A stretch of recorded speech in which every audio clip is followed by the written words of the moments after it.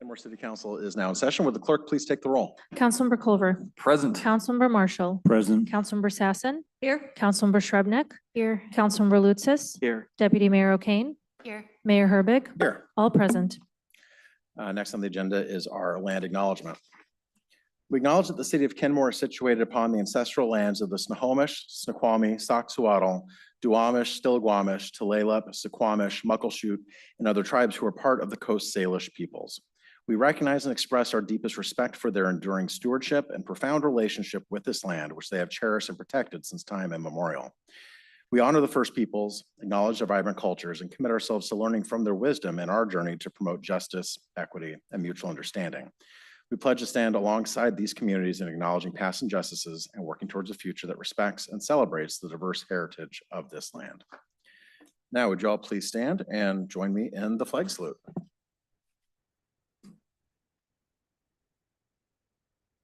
To the flag of the United States of America and to the republic for which it stands, one nation, under God, indivisible, with liberty.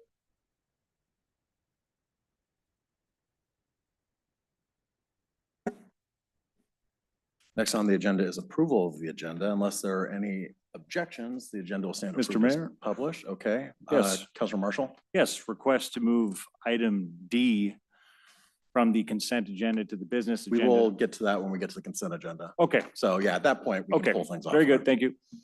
Councilor Culver. That was the same, yes. Okay. So unless there are any objections, the agenda will stand approved as published. Hearing no objections, the agenda is approved unanimously. That brings us to our proclamation. That brings us to our proclamation today for Black History Month. Whereas Black History Month is an annual recognition of history and celebration of achievements and contributions of Black and African American people to our nation's history and culture. And whereas through bravery, perseverance, commitment, hard work, faith, and resolve, often in the face of prejudice and hardship, Black and African American people have enhanced and advanced every aspect of American life. And whereas for over 2.5 centuries, Black and African American people have struggled against the cruelties of slavery and Jim Crow segregation, as well as discrimination in social, cultural, political, and economic systems, and have faced disproportionate economic hardships and social inequalities. And whereas despite extraordinary human trials, Black and African American leaders, educators, artists, scientists, entrepreneurs, and community members have significantly enriched the social, cultural, and economic fabric of the city, state, and nation. And whereas this nation is strengthened and enriched by people of every race, religion, color, and creed, this February during Black History Month, we celebrate the cultural heritage, diverse contributions, and unbreakable spirit and patriotism of Black and African American people. And whereas this month calls upon every member of our community to strive to build on our togetherness and cultural awareness to celebrate our diversity and intersectionality, the council makes this proclamation to celebrate the Black and African American community and as an affirmation of the city's commitment to protect and serve everyone who resides in, works in, or visits Kenmore without discrimination, and of its beliefs in dignity, equality, and civil rights for all people. Now, therefore, I, Nigel Herbig, Mayor of the City of Kenmore, on behalf of the City Council, do hereby proclaim February to be Black History Month throughout the City of Kenmore.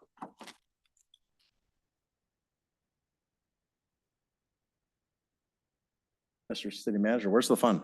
Well, it was at the Kenmore Rowing Club Boathouse a few weeks ago. On January 4th, they had a public boathouse cleanup day, and they had over 85 people there helping out. 50 adults and 30 youth volunteers attended to make the day a terrific success. The boathouse walls are now decluttered, unusable boats have been removed, unnecessary furniture dismantled, and the entire boathouse and outside enclosure received a much needed deep clean. It's safe to say that the boathouse has been given a fresh start for the new year. This achievement would not have been possible without the specialized equipment, donated cleaning supplies, and most importantly, the incredible group of the North Shore School District booster, rower, family, and friend volunteers who showed up. It was truly a team effort and reflected the true spirit of the crew. And as you may have been hearing, our crew team, especially our women's crew team at Inglemoor High School, has been rocking it. They went to nationals last year and really good. While this video is playing, just a few more things. They raised $33,000 at their annual fundraiser in October. They have two subcommittees. The club has two youth rowing and executive director research. Both of those committees are looking at planning for the future for the growth of the club. And they are investing in a new shoe system. Not sure what that is. New oars and a new boat. And a member of the community donated them a motorboat, or what they call a launch. So it's exciting to see this happen, and we're grateful for the grant dollars that paid for most of the boathouse, including from King County and the state of Washington. So it's really resulting in what you as the council had envisioned all these years. So thank you. Thank you. Hang on 2 seconds. I just need to check something really quickly. Brings us to public comments. We want to welcome everybody to the City Council's meeting. We ask you please address your comments to the mayor and council. Folks will have 3 minutes to speak. Excuse me. Please state your name and city of residence and keep within the allotted time to make every person feel welcome and safe here. Please refrain from booing, clapping, heckling, yelling, or other interruptions. Please do not use public comments to support or oppose any pending ballot measures. The state law prohibits the use of public facilities to support or oppose a pending ballot measure. The meeting is recorded for transparency. Thank you for being here and sharing your input respectfully. Clerk. Thank you, Mayor. We have 7 guests on site wishing to speak and a few more online. We'll start with the first 5: Patrick O'Brien, John Adamski, David Dorian, Rob Zizette, and Elizabeth Mooney. Testing, okay, good. First of all, thank you, Rob Carlinzi, for all your service. We wish you well in your pursuits. And we're gonna find out if you were the one spending all the money or they were. We'll find out shortly. Also, I would redirect the mayor to reinstall the 5 minutes for public comment during public hearings, and that known people in the audience that talk almost every week ought to be easily included into the online, since they're well vetted and usually do not use profanity. Just think of that. And then I thought it was really strange that with all the traffic congestion we have in the Kenmore Village, somebody drove 2 cars through the front of Kenmore camera and made off with a heck of a lot of equipment.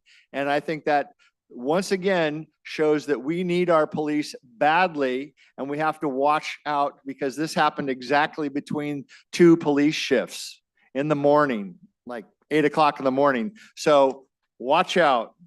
That was a smash and grab. We also have something coming up on greenhouse gases. We got that every morning coming off the asphalt plant. And in the cold weather, they're adding diesel. They're making me sick. They're making my neighbors sick. They're making my little dog sick. And I really get mad when my little dog gets sick from a problem that should have been solved a long time ago by this city. What other fun things do we have here? I've spoken a couple things against the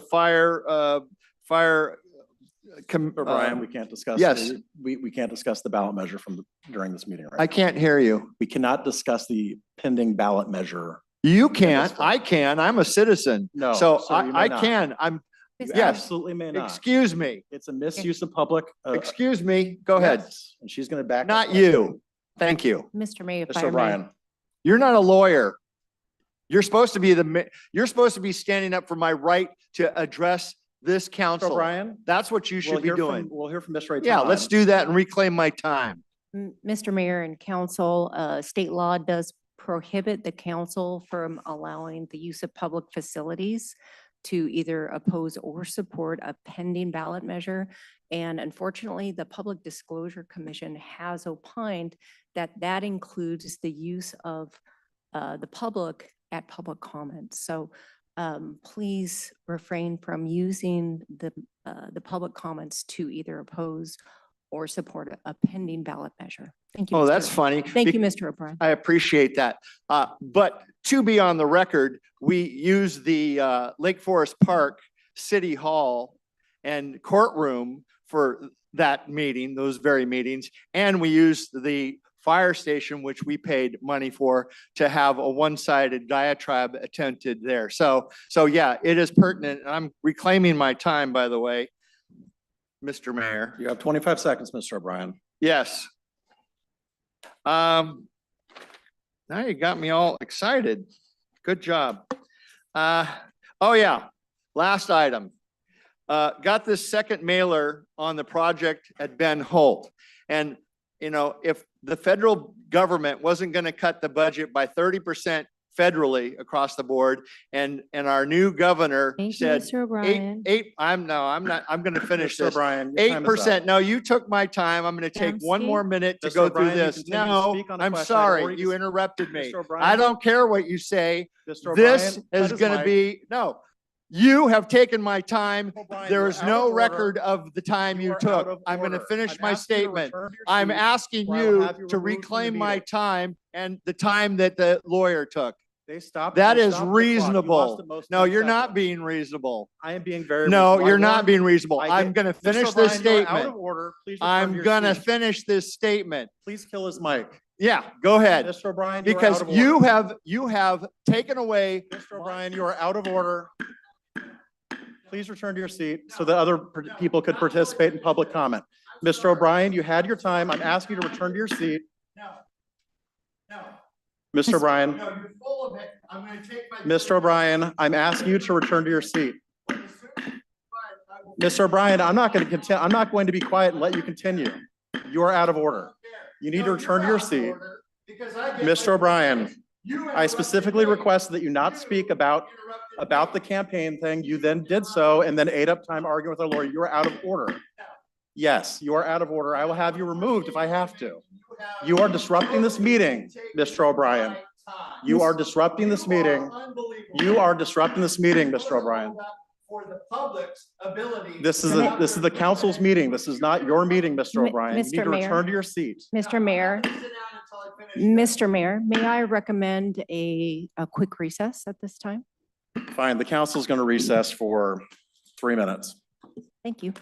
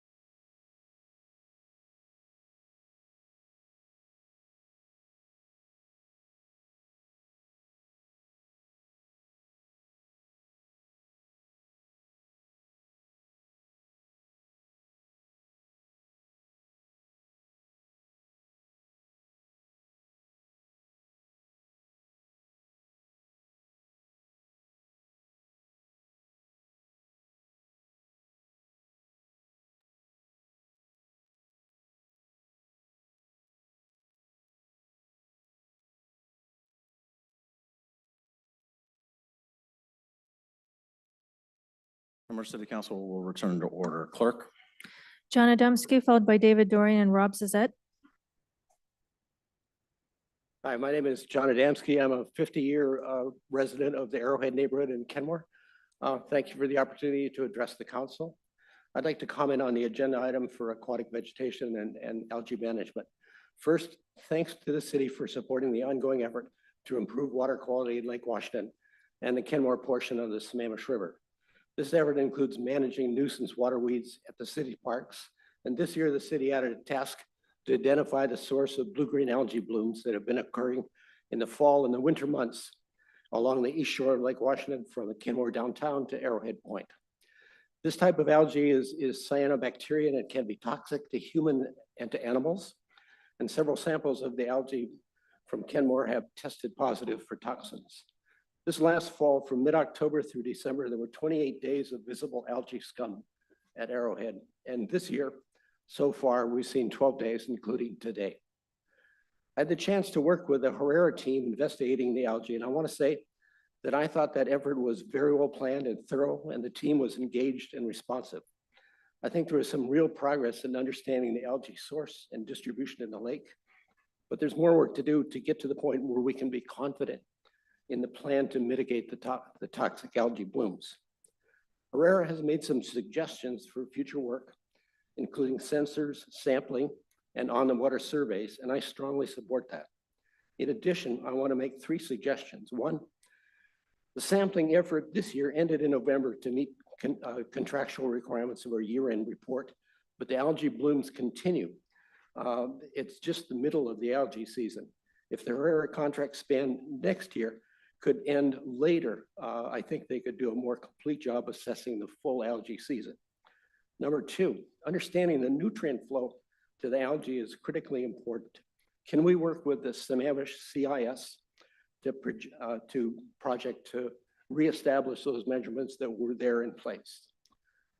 Number 3, I think it'd be really important to improve the communications of the algae issues in the Kenmore area, but also to collaborate with Lake Forest Park, with Shoreline, and with Seattle.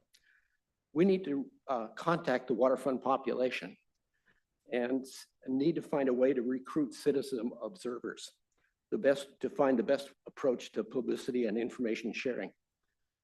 Once again, thanks very much to support this effort to improve water quality. Oh, and Rob, thank you very much. Good luck with your next job.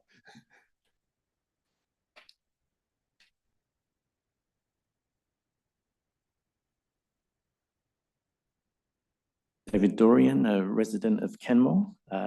Mayor, City Council members, first of all, I'd like to say thank you, Mr. City Manager, for all you've done for our city over the past 13 years. You've really left us in a great position to move forward. I know there's been not just focus on your success, but setting us up for success in transition as well. So thank you for that. And I'd also like to recognize that today is International Holocaust Remembrance Day. I think that's important to do and to have the proclamation that we had, because it will get harder for us to remember history over the next few years. And I think it's important that we do. The main topic I wanted to speak to here, just as a private resident, is about the consent agenda item that was already raised. I think there has been discussion of the docket already, and I understand that the call on staff time is onerous this year already for our community development team, and not least because of the transition as well. So thank you, Rob, but it does leave us with the staff are going to have some additional calls on their time that we need to be aware of. In that context, I'm a little bit concerned about the STEP Housing Committee in particular, for a couple of reasons. One of them is I did have some conversations with a couple of people who should really know specifically what the remit of something like that is before it is approved, and they didn't really know what the purpose or the remit of the committee was going to be. Secondly, I feel like it overlaps quite a lot with the purpose of Planning Commission. When I look at one of our primary barriers to production, well, the first one in the list, it says review and amend zoning regulations and permit process for STEP housing. So the zoning regulation piece of that, I think definitely overlaps with what we would normally expect Planning Commission to be working through, much like we are with middle housing, where we've looked at the comprehensive plan elements, and now we're looking at the specifics of code around that housing. So I just think if we're moving in that direction, it would be good to have clarity of what that committee is doing. Particularly what we don't want, I think, is the impression that it's some kind of shadow planning commission that has differences of opinion with planning commission. I think that would be really not a good idea if that were to happen. I wonder also whether it could be folded into some of the community engagement that planning commission is also designed to do. I say that with the knowledge that there's already a lot of calls on staff time, so we don't want to overburden staff there. So if that's not possible, maybe just moving the ordinance straight through to council. I think Shoreline passed theirs last Monday, so I think it's the sort of thing that could go straight through to council if we don't feel like there's planning commission time. So that was the main thing I was going to talk about. So thanks again, and thank you again, Rob. Rob Suzette, Elizabeth Mooney.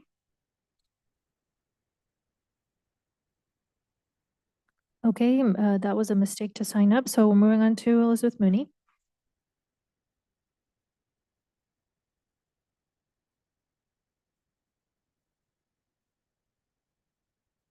Rob's gone. Elizabeth Mooney, City of Kenmore. Just kind of got back in town with you all and am hearing things. And so I'm not exactly sure that I know everything, and so forgive me if it's not perfect, but we're all here to work together. But I'm hearing rumors that on this consent agenda, there's something that has to do with the Planning Commission and Bastille, and that Bastille is interested in potentially building big houses. And I heard this from a friend who used to live in Kenmore, who reads more than I do, and used to live up near Bastille in St. Edward Park. And she's not here tonight, but it confirms for me that the people need to learn more and find out why there's a potential for docket attachment 3 that I just asked Mr. Dorian about, because I want to make sure I'm not giving you misinformation. But my understanding is that Bastille wants to build big houses and make money because presumably they want to make ends meet. That is not okay with me at all. We fought really hard to protect the trees and that land for the purposes of wonderful education. I took my doula classes there, and I believe in it, but I'm here for health, and Bastille represents health, and it does not represent selling land in order to become a way to make money. So my understanding is that it's 50 acres and it should stay that way for education. That's what we decided as a city. And it should not, in my opinion, go from here over to a not well-attended planning commission. So please take that off the consent agenda. And I think I heard Councilmember Marshall mentioning something, but I'm not sure if that's what you were referring to. So anyway, if it is, please take that off so that we can all learn more before that gets out of control. We don't need crazy St. Edward Park, Bastille arguments in this town, especially when you're trying to work on missing middle. Okay, secondly, I don't know what happened to Lake Point. I know the owner passed away. I'm sorry, Mr. Sargent, but I know that you were working on Lake Point. What we want is clean air, clean water, and testing there if we go forward with it becoming a park. We heard some things from one of our colleagues, Greg Wingard. Janet Hayes and I would like to talk to you about that in the future. Sad to hear Rob's leaving, but thank you for leading. Let's lead well and keep Bastille educational, big property, and not market rate housing. That just feels yucky. Thank you. The next 5, Tracy Benishinsky, Dwight Thompson, Juliana Pooley, Stacy Valenzuela online, and Sandy Shetler online.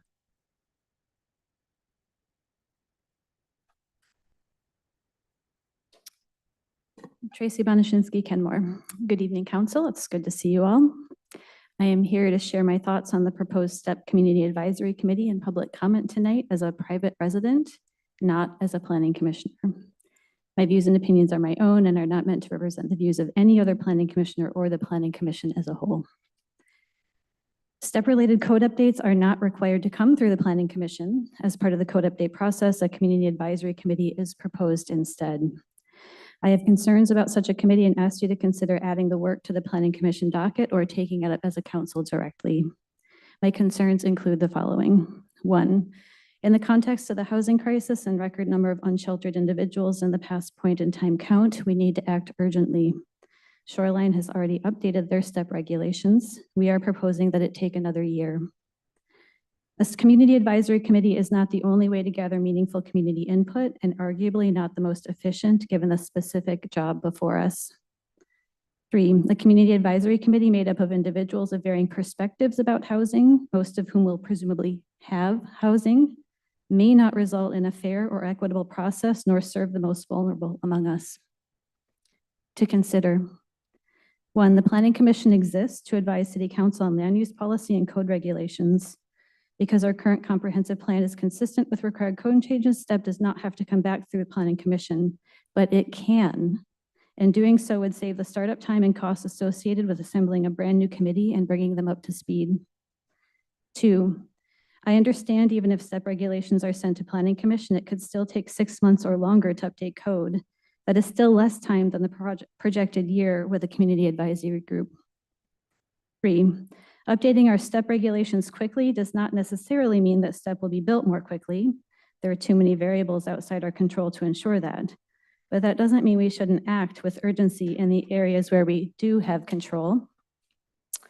4, I understand that Planning Commission's docket is full. Planning Commission could take on the STEP work by adding extra meetings to the calendar or shifting something else from the docket or both. The Best Year Master Plan update, for example, does not need to be done this year. 5, I understand that staff is at or over capacity. Asking them to assemble a new group, especially when one already exists with the express purpose to advise on land use, might create more work for them than sending the work through Planning Commission. If you prefer not to add STEP to the Planning Commission docket, you could take it up directly as a council with community feedback through workshops and surveys. Either way, I urge you to proceed in a way that is both expeditious and equitable. And thank you for your consideration. Dwight Thompson, Juliana Pooley.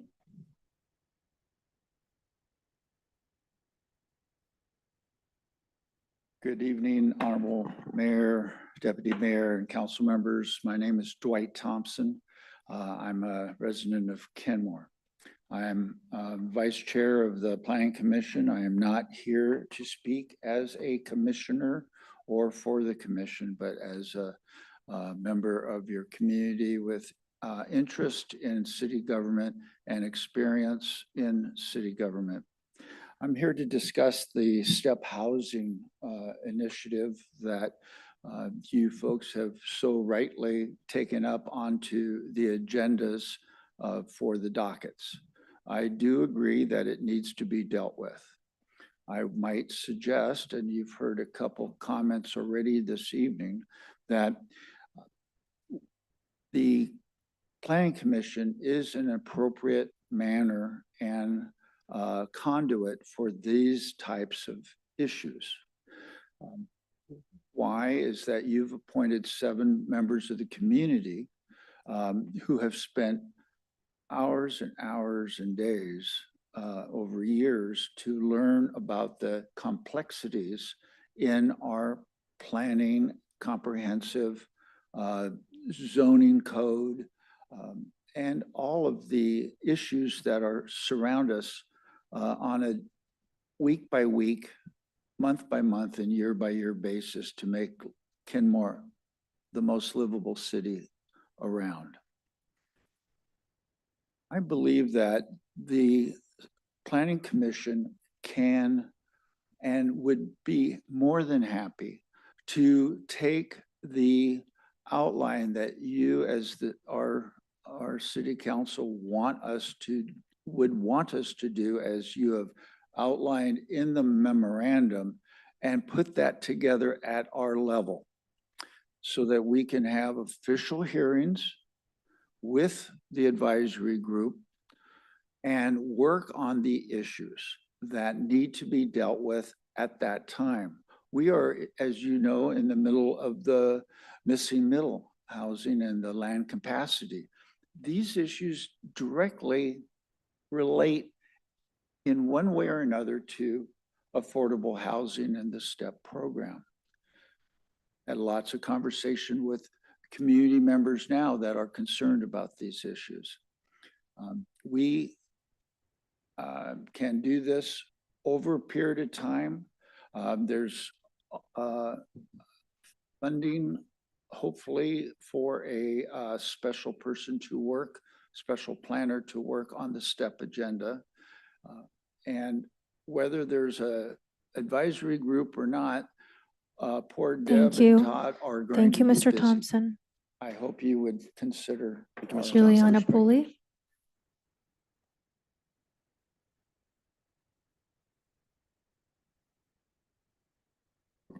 Juliana Pulis, Kenmore. Good evening, City Council. Thank you for the opportunity to speak tonight. I'd like to voice my ongoing support for the good work of our planning commissioners and encourage our city to continue to prioritize housing as we go into a new year. As I've shared before, I grew up in Kenmore and have spent over 25 years of my life here, and our city population has evolved. The once cool PTA parents have now retired into boomers. It's become a rarity to purchase a house on a single income, and many of the large families I grew up playing with are now older empty nesters with children living far away. And because the demographics will age and evolve in any city, and economics will continue to ebb and flow, I'm fully supportive of diversifying our housing options. I support missing middle housing and ADUs. I support permanent supportive housing and actively getting more affordable housing options along a public transit line. And I want our plans for our city to boldly expect our residents to live here long term, no matter what age, stage, or season of life they are in. I also recognize that some of our assumptions about zoning might need to be re-examined. Exclusionary zoning practices can seep into planning easily, and I encourage our council and commissioners to continue to prioritize diversity, inclusion, and accessibility, and actively try to undo the damage of redlining. This has planned cities historically. Along with housing, I also love bike lanes, trees, sidewalks, flowers, shrubs, Bastille, and community spaces, and the thoughtful design that our planning commissioners make in public spaces so that Kenmore can feel robust, alive, and less sterile and cement heavy. Kenmore will continue to grow, evolve, change, whether we like it or not. And I hope that we can be a city who is really proactive in planning for diverse housing, inclusive design, so we can safely shelter all of its residents. Thank you. Thank you, Mayor. We're now moving on to online guests. Stacy Valenzuela is not in our audience, so we'll move to Sandy Shetler. Sandy, can you hear us? Yes, I can. Can you hear me? Barely. Oh, let me try. How about, is this better? Much better. Go on. Awesome. Yeah, great. Thank you.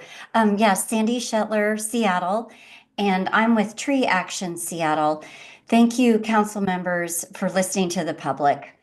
I'm commenting on the impending request from Bastille University to rezone their land for residential development. For context, the Bastille parcel is 50 acres and about half is completely forested. It's in the middle of St. Edward's Park, which is the largest contiguous native forest on Lake Washington. Contiguous forests like this one are more than the sum of their trees. Individual trees provide benefits like cleaning and cooling the air and filtering stormwater. But research shows that those same number of trees in a forest provide exponentially more of these benefits than if they were individually planted in yards and along streets. Conversely, when pieces of forests are removed for development, it often starts the rest of the forest on a cycle of decline, as remaining trees are exposed to the elements, more human impacts, invasive species, and pollution. Allowing buildings and pavement in the heart of the St. Edward's Forest will degrade the quality of the forest that remains. Kenmore needs this forest to be the best it can be as a bulwark against the urban hardscape that will come with inevitable growth over the next 30 years. The Puget Sound Regional Council predicts our region's population will increase by 1.5 million by 2050, and the GMA will require Kenmore to fit in more people with each passing comprehensive plan cycle. Please concentrate that growth in areas that can support it with amenities and where we don't stand to lose nearly pristine Pacific Northwest native forest. Thank you. Thank you, Mayor Herbeck. That concludes our speakers list. All right, I want to thank everybody for their public comments. Next is the agenda, consent agenda. Councilor Marshall. Thank you. It requests to remove item D from the consent agenda to the business agenda, particularly the Bastyr Master Plan. Right, okay, so item D is being removed from the consent agenda. The chair will entertain a motion to approve items A through C on the consent agenda. So moved. Second. Motion and second, is there any discussion? Seeing none, all those in favor say aye. Aye. Aye. Any opposed? Items A, B, and C are approved unanimously in the consent agenda, which brings us to item D, approve the 2025 Planning Commission docket. Mr. City Manager? Your Honor, is it possible for us to have Of course. Debbie Bent and Todd Hall come on up? Of course.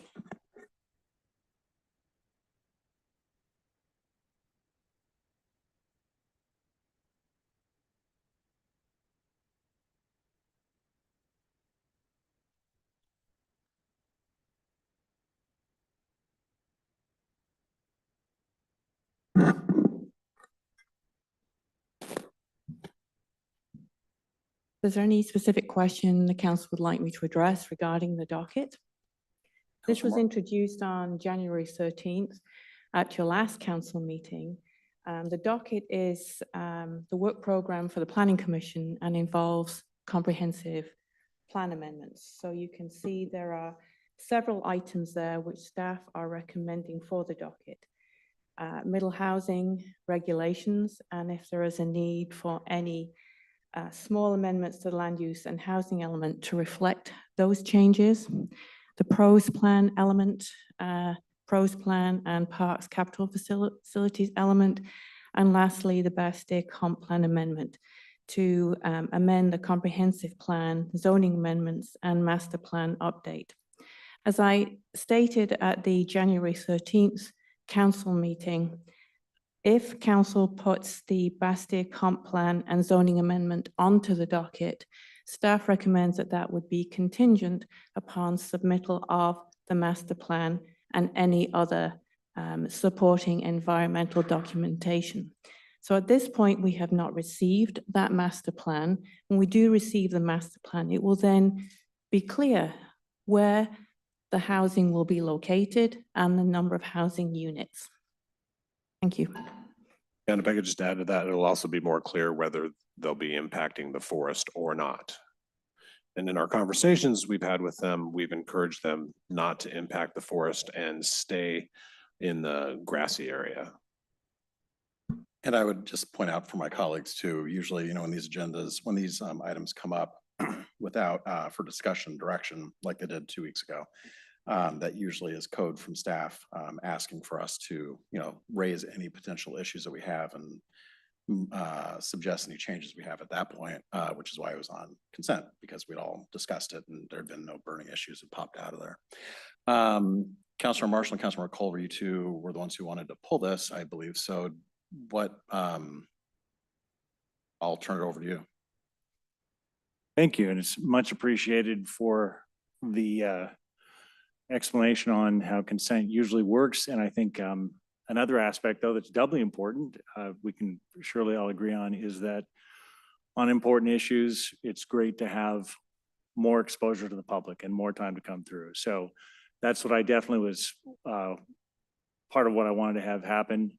And indeed, we got some public input with regard to the Bastyr Master Plan. I'll be very brief. I believe that the Bastyr Master Plan here as proposed is not consistent with any of our goals. Our number one city goal is environmental stewardship. I don't think it's consistent with that to develop, as has been said, our pristine forest land and the last pristine forest land that we've got in the city. It doesn't comply and in fact thwarts a number of GMA goals under 3678-020 sub 4. Even the housing goal, the GMA housing goal says housing affordable to all economic segments. The word affordable is in there. These units, whatever it comes out as proposed or eventually, by Bastier's own admission, are market rate. Market rate is not going to be affordable up there next to a naturopathic university in a park. If it's townhomes, it's going to be at least $1 million. The rental, if it's going to be apartments, is going to be extraordinarily expensive. Have no doubt, this is going to be housing for the rich. RCW 3670A-020 sub 9 is a goal to retain not only open in the GMA, but green space. Both are going to be compromised with this proposal. 020 sub 10 is a planning goal of protecting and enhancing the environment. Neither of those goals will be served. They'll be thwarted by the proposal. And sub number 14 of 020 GMA is climate change resiliency. Yes, we're going to lose out on climate change resiliency and thwart that goal with this project. I don't believe it will serve the public interests. Currently, as we've looked and had a chance to digest now, the area is zoned for higher education. The existing regulations only allow student dorms. I think it'd be a slippery slope and a dangerous precedent to allow sale of presumably a chunk of that property. What's to prevent the next chunk and the next and the next? And already the public has helped facilitate the purchase of this. I read an article in the Seattle Times, November 2nd, 2005, that the Washington Higher Education Facilities Authority issued bonds in the amount of $12 million to help Bastyr buy this from the Archdiocese. So that's with the understanding that it's higher education. That was the purpose. That's what it should remain. Also, there's an equity question, I think.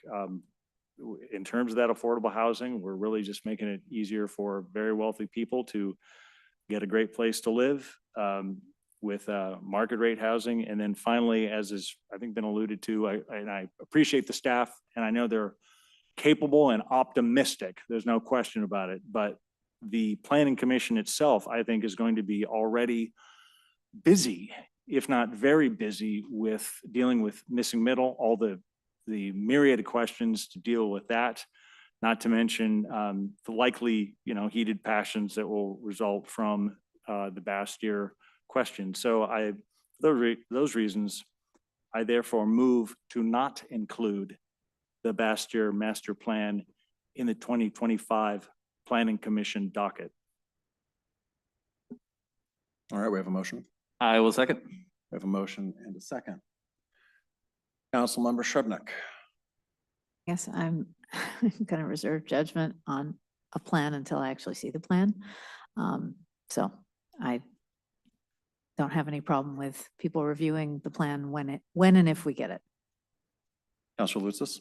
I think it's too early to make a judgment, at least from my end, to say, I don't know the parameters of this plan. We haven't received the plan, the proposals, that's months out. And it would be going to the Planning Commission, a group of residents, to advise us and to provide their input, representative of our community, of their thoughts and priorities when it comes to this project. And then it would come before us.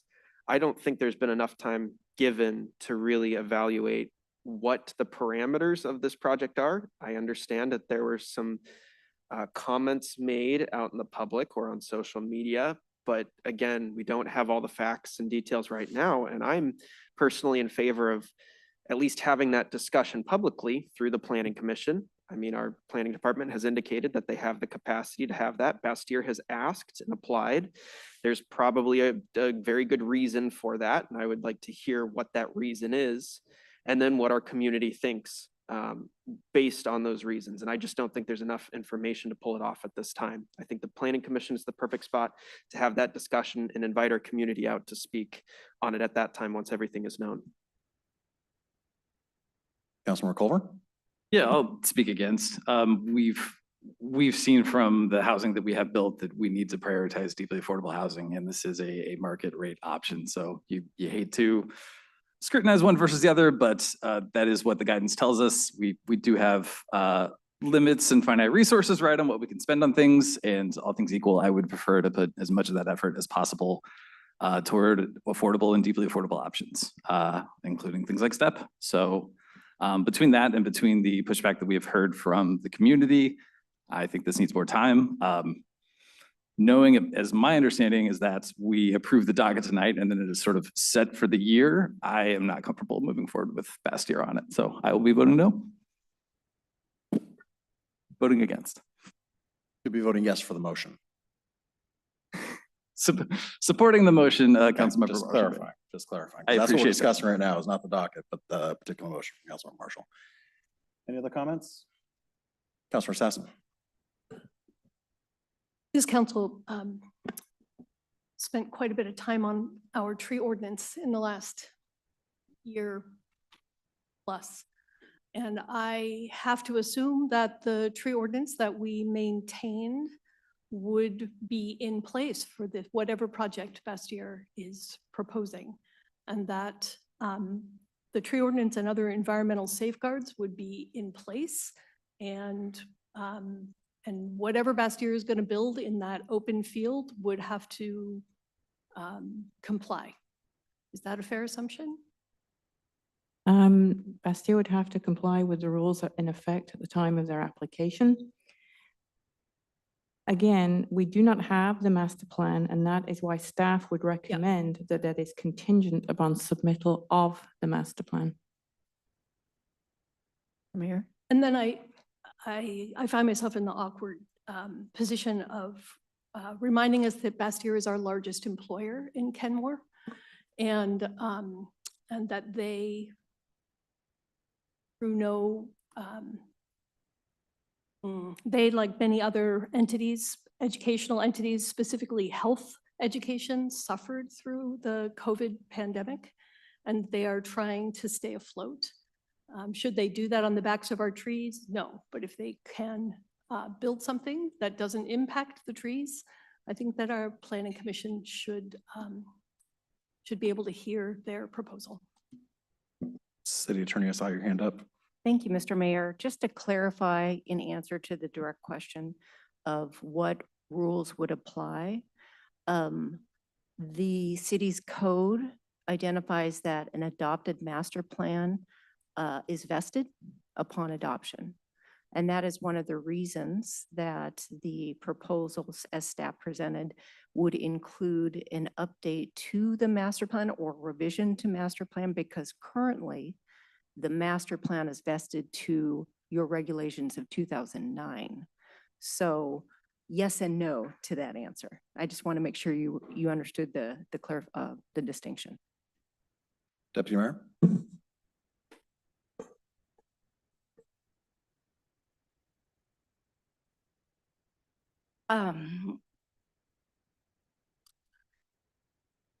Given our city's commitment to the environment and the space that is Bastyr University, I also want to call attention to our heavy docket for the Planning Commission. And actually my position that at the end of the day, regardless of what's presented, I would vote no. So I support the motion to withhold this from the consent agenda. Any other comments?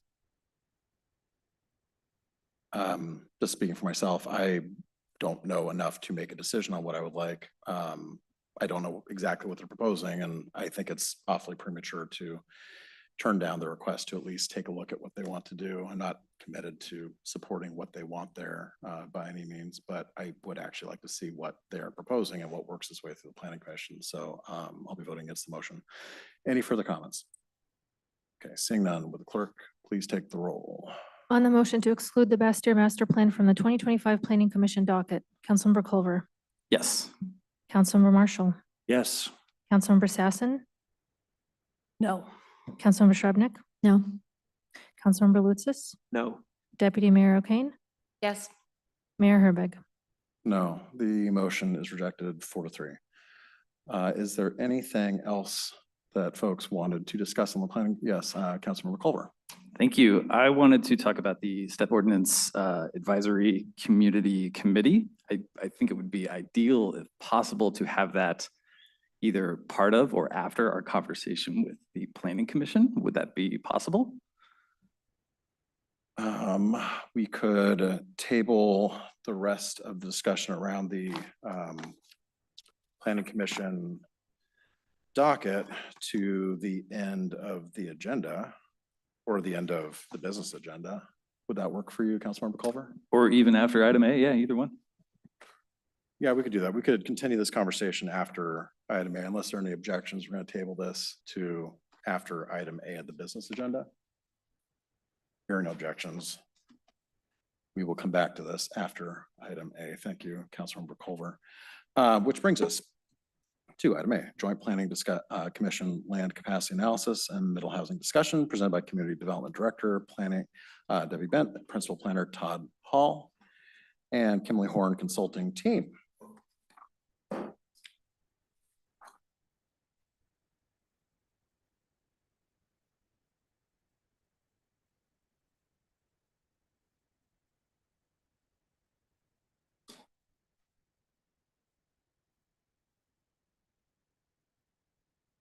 And the clerk is also promoting Christopher Olson and Edward LaSalle, members of the Planning Commission.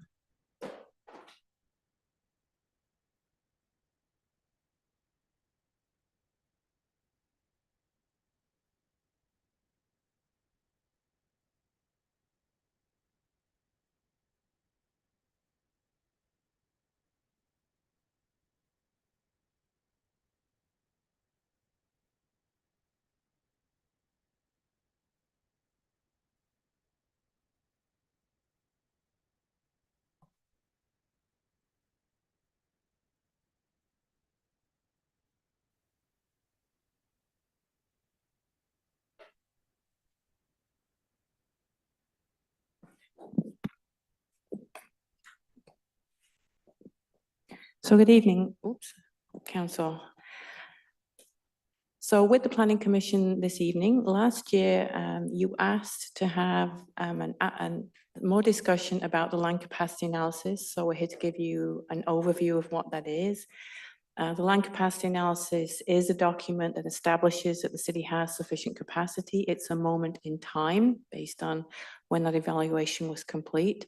The main thing we would like to focus on this evening is middle housing. Again, in the presentation, there'll be an overview of the legislation that's driving that. But the key thing that we would like to discuss and spend time on, having both the Council and Planning Commission part of the discussion, is some of the policy discussions which will help frame how those regulations are put together. So we have 3 members of Kimberly Horn here tonight. We have Joel and Nick and Clay. And I will now turn the meeting over to them, if that's okay, Mayor, to give the presentation. Thank you. Good evening, Mayor, members of City Council, and members of Planning Commission. It's good to see you all again. As Director Bent mentioned, my name is Nick Chen. This is Clay White and Joel Farias. We're here to talk about both the LCA and middle housing and ADUs.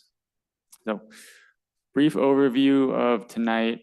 I'm going to go through quick introductions. We will go through the land capacity analysis first, and then I think it might be best, because that is sort of a separate topic from middle housing and ADUs, if there were questions around the LCA, to kind of take those at that point, if that works for you all, and then go to the HB 1110 and 1337, the middle housing and ADU discussion after that. Talk a little bit about project phases and where we are now, and then we have a couple of discussion questions for you all that will help us to pull the update together to be able to provide a draft to you ultimately for both Planning Commission and City Council review. And then we'll go into next steps about meetings following that one. So I went through quick intros already. Here's our smiling faces. They sit before you as well too. So don't need to go on that anymore. And with that, I'm going to hand it off to Joel, who will cover the land capacity analysis. Good evening, everybody. My name is Joel Farias, as Nick introduced me. We're going to do a brief overview of the land capacity analysis. So as we all know, the land capacity analysis is required as part of the Growth Management Act. It's actually required as part of the housing element of the comprehensive plan update. And as Debbie said, it's a way for the city to show that it has enough capacity for the King County's target for the city of Kenmore's growth by 2044. This update is a little special because we also have to show that the city has enough capacity for the housing target for every income level. And that is a new part of this LCA update. Ultimately, the LCA covers current conditions, which is just the existing land supply of each zone in the city, development constraints that includes critical areas, right-of-ways, tax-exempt parcels that wouldn't develop over the next 20 years. Ultimately, the result is areas available for development of each zone. This is the gross developable area in the analysis. Then you have potential and estimated yields for growth, which is calculated based on the assumed densities that would be built in each zone times the gross developable area of each of the zones, as shown in the land capacity analysis.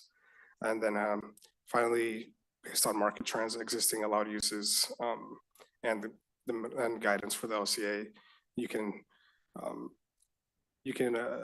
define how much of that total capacity is available for different income ranges. So the findings for the city of Kenmore's land capacity analysis show that they did have enough capacity for every income range and for total population and total housing supply in general, and also employment projections. Some of the methodologies that we used came directly by King County's Urban Growth Capacity Report from 2021, which was amended in 2023.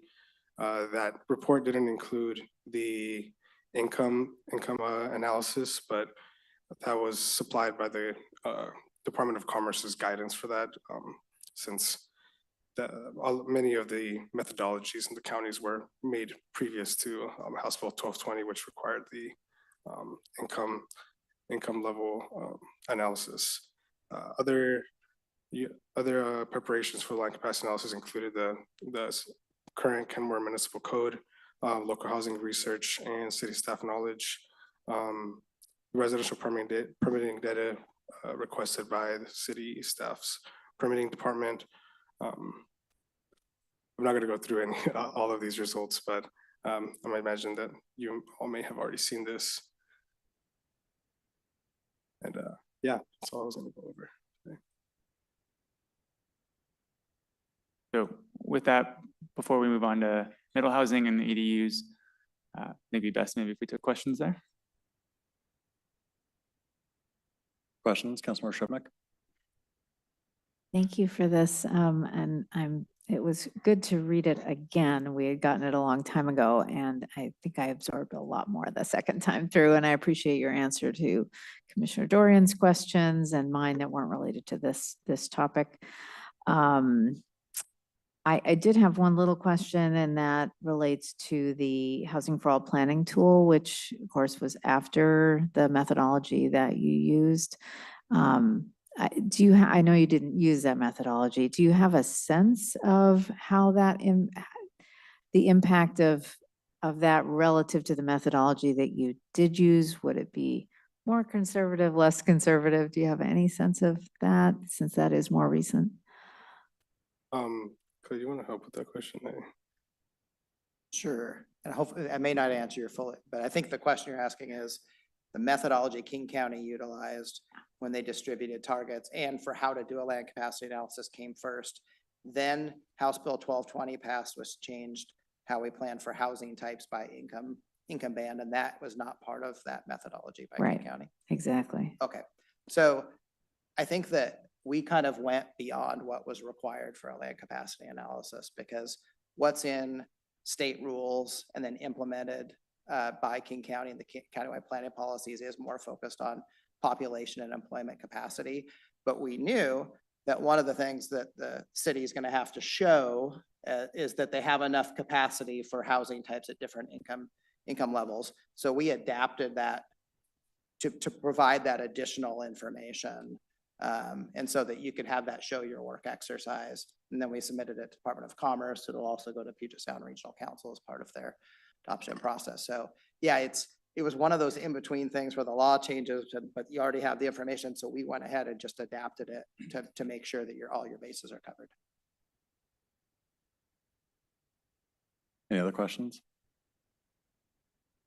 When you say on this chart, you have pipeline units, are those units that are already permitted and are currently in development, or is it broader than that? Yeah, it's a little broader than that. It's the King County Urban Growth Capacity Report based their existing housing supply on 2020. And what we did as first was update the total housing supply in Kenmore that happened between 2020 and September 2024 when we started the analysis. So all the housing that was built within that 4.5-year period is pipeline development. That pipeline development also includes homes that have been permitted but not built yet. Any final subdivisions, final plats that have been approved but haven't applied for a building permit but are assumed to be built within the next 20 years. Yeah, that's okay. Thank you. I was just trying to. I for a second I thought that maybe we had 978 units sitting and permitting, that were under construction or something, and that seemed like a lot. So that clears that up. Thank you. Any other questions on this portion? Yeah. Commissioner Dorian. Thank you. So just to state this in a public forum, so I did have some additional questions. I thought it was really important to bring this back. Is that too? Yeah, that's too echoey. I thought it was important to bring it back because we did have, because the state asked us to put a lot into the housing element last year, we really ran through at high speed towards the end. And I think there's some really interesting analysis in here beyond just checking the boxes that the state is asking us to check. So I did ask some additional questions of the team. If I were to paraphrase what I asked, I think it's really, where is this capacity was the question, to which I think it's fair. The response is that that's not what this analysis was for. It's more about the acreage for different zoning and where potentially housing could be within that. And then at the halfway point, or like 7 years after the comprehensive plan has been approved, there'll be a checkpoint by the county, by the state, to make sure we are hitting what we think we reasonably should with capacity. Though there are little notes in the LCA that says we are not currently landing housing units at the volume we would expect for our capacity. So I think kind of question, I'm not going to read this whole statement, don't worry. But because we're in a housing crisis, I don't think we can wait 7 years to course correct, because we do have limited time and resources as a whole group. So we really want to know where to focus, where there'll be most impact, as well as doing that in a way that is responsive to Kenmore, which is why I kind of asked the questions about where will this capacity be? Because although it's not part of the LCA, we have in the past forecast where our capacity is going to be. It more happens, I think, as part of the transportation element. For concurrency purposes, we have to say, these are the areas of the city in which we think we're going to grow housing units so that we can match our capacity. And in the past, a lot of that has been assumed to be by Lake Point and by plywood supply. I think about 50% of our capacity to 2044 was in those areas. So that's why I'm asking those questions. I don't know that we necessarily need to handle all of that with the consultants here tonight, because the LCA was answering a different question. But there are some other interesting things that came in. So I think this was possibly after the public hearing on the housing element.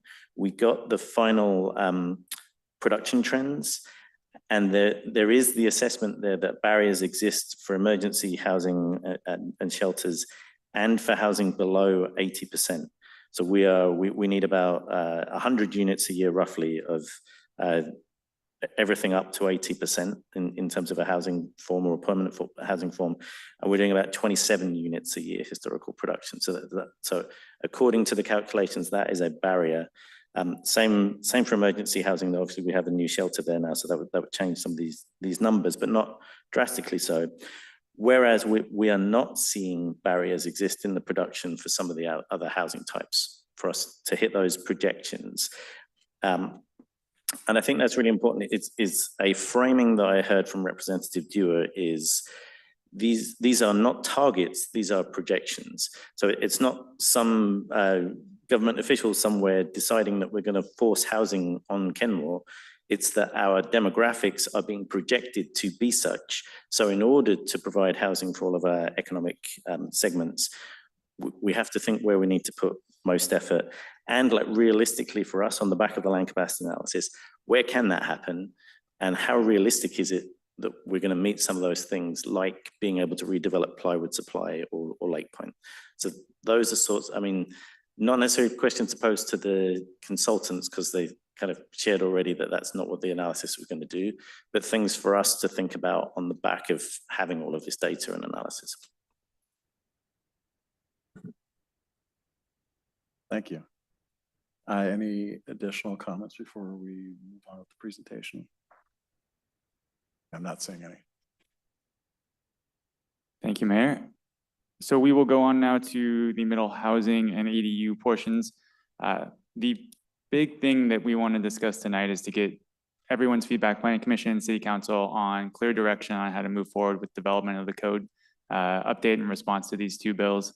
It would really help our team if we got clear direction on types of housing, any potential development standards, things that we'll cover. We do have some prompt questions as well. So just with that in mind, we'll kind of walk through a high-level summary and then go straight into some of the more detail that we've heard in previous meetings with Planning Commission, and then on to some discussion questions as well.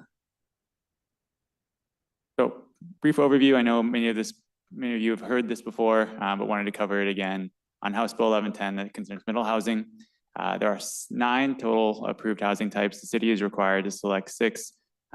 This is as a tier 2 city, which Kenmore's population projection or estimate is right under that 25,000 threshold. We discussed previously when we met that Kenmore would like to plan at the tier 2 level because it's proactive and Kenmore is likely to be over that 25,000 threshold soon. So it makes sense to plan at that level. A base unit density is required of at least 2 units per lot. And then when you are adjacent or within a half-mile of a major transit stop, that goes to 4, or when at least 1 affordable unit is provided, it also goes to 4. These code requirements are required to be completed by June 30th, 2025, or the model ordinance will apply. In Kenmore, this applies to the R1, R4, and R6 zones because they are primarily single family. These middle housing is intended to go in areas that are primarily single family zones. There's a couple of really high level details to remember. The zoning regulations that get put into place that dictate how middle housing is built cannot be more restricted than is what is applied to the single family housing that's in those same zones. Design review must be administrative. There are limits to parking that can be placed on parking requirements based on the size and adjacency to transit or major transit stop. You also must allow the permit of subdivision of new units through a unit lot subdivision. We'll get into that in a little bit. And then there is a change to how density is calculated. Currently, R1, 4, and 6 is a dwelling units per acre standard. For middle housing exclusively, it would be a units per lot. And that would be the number of units allowed on a single lot, as discussed on the 2 and 4. A little bit overview on 1337 as well regarding ADUs. This does require Kenmore to allow 2 ADUs on a single family property. And there are similar requirements relating to types of ADUs, detached versus detached, which must be permitted. There are size limits. The city can't restrict under 1,000 square feet. There are limits to off-street parking, just like with middle housing, that relate to the size of the lot and also adjacency to transit. The city could apply impact fees, but they can't be more than 50% of what would be applied to the single family or the primary unit. Then the city needs to allow conversion of existing structures, even if those existing structures don't currently meet certain standards that would apply to ADUs, and then the city cannot require frontage improvements. So a little on the project phases, and we're going to go back to House Bill 1110 for a little bit. Typically, we go through a couple of phases when we develop code updates with cities, and I'll kind of go through where we are. Some of these run at the same time, and then some of them are sequential. So up first, we do set the minimum requirements. This is largely what I just walked through. There are required definitions and permitted uses that we will ask your feedback on tonight. This is largely which middle housing types we'd like to allow within the city. which six of the 9, and then we have definitions which become important because a lot of these housing types really do look similar when they actually get built. And so the definition of townhouse versus fourplex could be very similar depending on how they're defined. So Commerce does offer sample definitions, but the city can tailor those to how they see fit. Also update the units per lot density approach. As I mentioned earlier, that's not currently a standard that's within the city. Currently it's dwelling units per acre, so there just needs to be something added to reflect middle housing units per lots. Add the parking requirements I discussed about within half mile of major transit stop, or when we have lots that are over or under a 6,000 square foot threshold, and then add the unit lot subdivision requirements as well, which the city does not currently have. After that, and large part of the discussion for tonight is tailoring the code to Kenmore. And this is really determining what types of development the community wants to promote. This could be anything from looking at development standards and figuring out ways to relax setbacks if it's determined that that may be a deterrent to building middle housing or may cause it to be less likely to be developed. We could look at things like building height if that's a concern of the community adjacent to, in single family lots adjacent to other nearby single family lots, and other design standards as well. In the past, we talked about exploring incentives as well. These are just things that could potentially help to promote development if it's something that the city desired to do. For instance, if height was a concern, city could look at allowing someone to get closer into a setback, which would allow more buildable area, but then step back the second floor or have a requirement say that there couldn't be windows on the second floor or immediately facing another single family structure. Things like that are things that we could explore as potential incentives that would help develop, but also meet the requirements that what the city is looking for. And then we're also separate from, as one of the middle housing types, but it's slightly separate. If the city would like to consider a cottage housing code, that needs to be developed as well. And then the last portion of this is actually underway already. It's departmental coordination. Commerce, and we actually helped to draft it. Commerce has released a neighborhood infill guidance document that looks at how adding density or gentle density into neighborhoods, especially single family neighborhoods, will require additional parks, require additional coordination for garbage recycling, yard waste service, a number of different potential public street improvements, public works. There's all these other things that then kind of radiate out from when you add middle housing into single family areas. So we met earlier, actually, I think in December, with Public Works to just kind of prime them on what things that potentially could come out of this that then will go forward towards them. So that coordination is ongoing as well. So sticking to middle housing for a little bit, when we previously spoke with the Planning Commission, one of the concerns that came forward was the sensitivity of the R1 zone and adjacency to critical areas. I do want to say right in the beginning that any middle housing that get built would have to follow the city's critical areas ordinance, just like single family would have to. So middle housing is not exempt from any of that.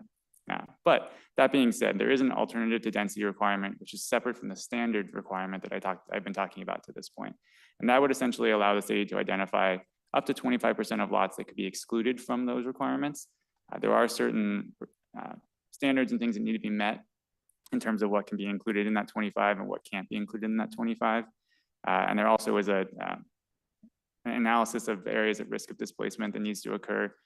We've done a really quick look through some of the available tools online to look and see there are not a lot of areas with potentially racially discriminatory covenants and things like that in Kenmore that would overlap with the areas that we're talking about. So that doesn't appear to be a large concern. And there doesn't appear also to be many areas that are lacking the infrastructure that would be needed. So there are a couple of things that we would need to dig further into, but if that was a request of the council and the Planning Commission, then we could certainly look into that further. If the city did decide to go this route, as long as the city was under the 25% threshold, it would not need to be certified by Commerce. If it went over, it would need to be reviewed and certified by Commerce in terms of the approach. And again, real quickly, just in how this was presented and how this has been discussed in the past, it was a discussion about R1 zone. So we really quickly pulled information on how much of the applicable areas, which is just the R1, R4, and R6, not citywide, that R1 comprises, and it's 10%, so it's under that 25% threshold. So again, just information for you all for discussion purposes. This map shows a cross-section of those in yellow. I apologize, it's a little small, but overlaid with the critical areas in dash blue. Yeah, sure. Just one, I think you might bring it up later, but just so this does not, so we're talking about, House Bill 1110, middle housing. But this, if you said we're not going to apply it to the R1 zone, that would not pertain to accessory dwelling units under House Bill 1337. So you would still be required to permit up to 2 ADUs on each lot if you wanted to remove this for the middle housing types. Again, they'd have to meet all development regulations, including critical areas, tree regulations, setbacks, other bulk standards, but just making sure it wouldn't address everything, just certain types of housing. Commissioner Olson, I saw your hand go up. Yeah, thank you. I have a question about that as well, which is I would presume we would have some control over any potential subdividing of R1 lots, if any is even allowed in the first place. Just as that, I could see that potentially being a workaround of building more single family houses to build ADUs potentially. I don't think that's doable, but I just wanted to ask. The statute has been modified to require cities to allow the short subdivision to create unilot subdivisions. However, I think we'll get into a little bit. There's kind of 3 ways you could have ADUs in your property. One is you could have 2 and they would all be owned in common with the primary home. 2, you could create a condominium ownership and they'd be condominiumized. A unilot subdivision just allows them to be owned fee simple. So they look the same, they feel the same, but you'd have more homeowners. So you would be required to allow the subdivision. Now, if they don't meet your requirements, your bulk standard requirements and setbacks and other things, or they don't meet your critical areas regulations, they're not exempt from any of those things, but they would have the opportunity to do that if they didn't meet your code. Okay, and kind of a follow-up question to this, do we know about how many parcels were within a half mile of transit that were R1? I believe it's a pretty small number of parcels, but I just wanted to ask. I saw that in the reading document. Yeah, we don't have the exact number, but you can see here the kind of, we'll call it salmon color. It's largely this area right here. It's a very few number of parcels and a lot of them are in critical areas. So actually applicable, it's a very small number. Okay, perfect. Thank you. Welcome. So Clay did mention we were going to talk about a couple different things, including fee simple unit lot subdivision.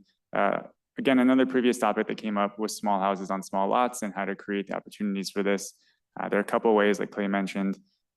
First is the fee simple unit lot subdivision. You can see a couple examples that are from Commerce Guidance document. One is simply having an existing single family and a triplex built in back. With each of those, with a fee simple unit lot subdivision, each of those subdivided in the process that Clay was mentioning. The other example to the right of that is cottage housing. That has fee simple owned lots, but also has common shared access in terms of roadways and open space as well. And then you can see a couple other examples which basically follow those same types of development patterns as well. There is potentially some areas owned for the individual units and then shared property. It just depends on the configuration and largely would depend on the individual lots and what was proposed. So a couple of ways to get smaller units on smaller lots. Again, if the city would like to explore cottage housing, and then just in general through all these middle housing types through a fee simple unit lot subdivision. We've got a question from Councilmember Shubnik. Yeah, thanks. Going back to the alternate density. What I'm trying to figure out, and you probably said it and I missed it, but it's an alternate to what? So if we exclude the 10%-ish R1 from the middle housing opportunity, we would be doing that instead of what? It's just an alternative to the standard requirements that were laid out. So, or I guess I should say the standard approach, because the standard requirements stay the same. They just apply to a different area. So it's just a way to give cities a little bit of flexibility in where they apply these standards to. So it's not necessarily an alternative to, like, you have to give up something in order to get this. It's just an alternative to the standard approach. Did that help? Clay might feel. Kind of. So the standard approach would be in the R1, you would be permitting 2 additional units per lot, or 4 if they're within a quarter mile, or 1 is affordable. Under the alternative, you could say we're not going to apply those provisions to the R1 property. So then. It was just an allowed exemption, Yeah, basically. it It's just not provides some really flexibility, especially really around an where you have. option. Okay, thank you. Yeah, yep. Councilor Marshall. I apologize, dumb it down a bit for me and visually on the difference between just ADUs, whether ADUs count towards the 2-unit requirement per lot in the 75% model. Yeah, the same requirement. The ADUs can count towards if the city decides you'd like them to. They don't have to. You could also say that they don't, but state law says they can count towards that. And then regardless of whether it was the standard approach or 75% model, it would be the same. That 75% is really just identifying where in the city these regulations apply and middle housing is permitted, so. It fair to say in those, I mean, if you contemplate it as an ADU and attached, it seems like single family housing, but the goal is to have 2 units. So it's for the 75% model, it's in effect not single family housing.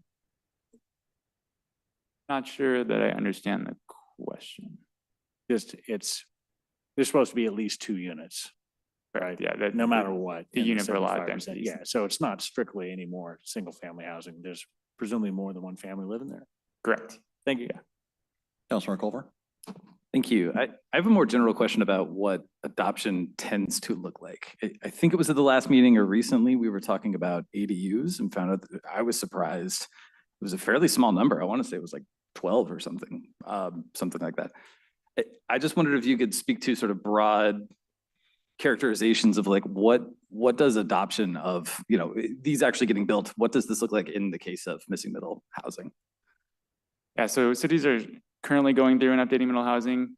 They're required to do so by June 30th. So there's not a lot of, I guess, pure examples, but I will say it is really dependent on the approach that a city takes. Some cities may take the approach of, we don't really want to see middle housing, and they will keep standards largely the same. They will keep large setbacks and things like that. And that generally is expected to prohibit middle housing, and you'll see less of it. Other cities are very proactive in saying that they would like, this is something they'd like to see in the city. And so they are modifying development standards to potentially incentivize or create a more flexibility for middle housing developments. And that we assume is likely to see more middle housing development occur. Cool, really appreciate it. Thank you. Thank you. Yeah, Commissioner Thompson. Could you turn your mic on, please? You got to remember this system here. So it's just to clarify something in my mind. So in your analysis, you show that there are 10% R1 in the capacity, correct? That's 10% of, if you take the total R1, R4, and R6, which are the applicable lots for middle housing. Well, you spell out on one slide that there's 10% of the total is R1. That's correct. 10% of, if you just took that one right there. Yep, it only applies to areas where this middle housing HB 1110 is applicable, which is R1, R4, and R6. So 10% of those 3 zones are zoned R1. So that's not all of the R1s. That is all of the R1 within the city, yeah. Okay.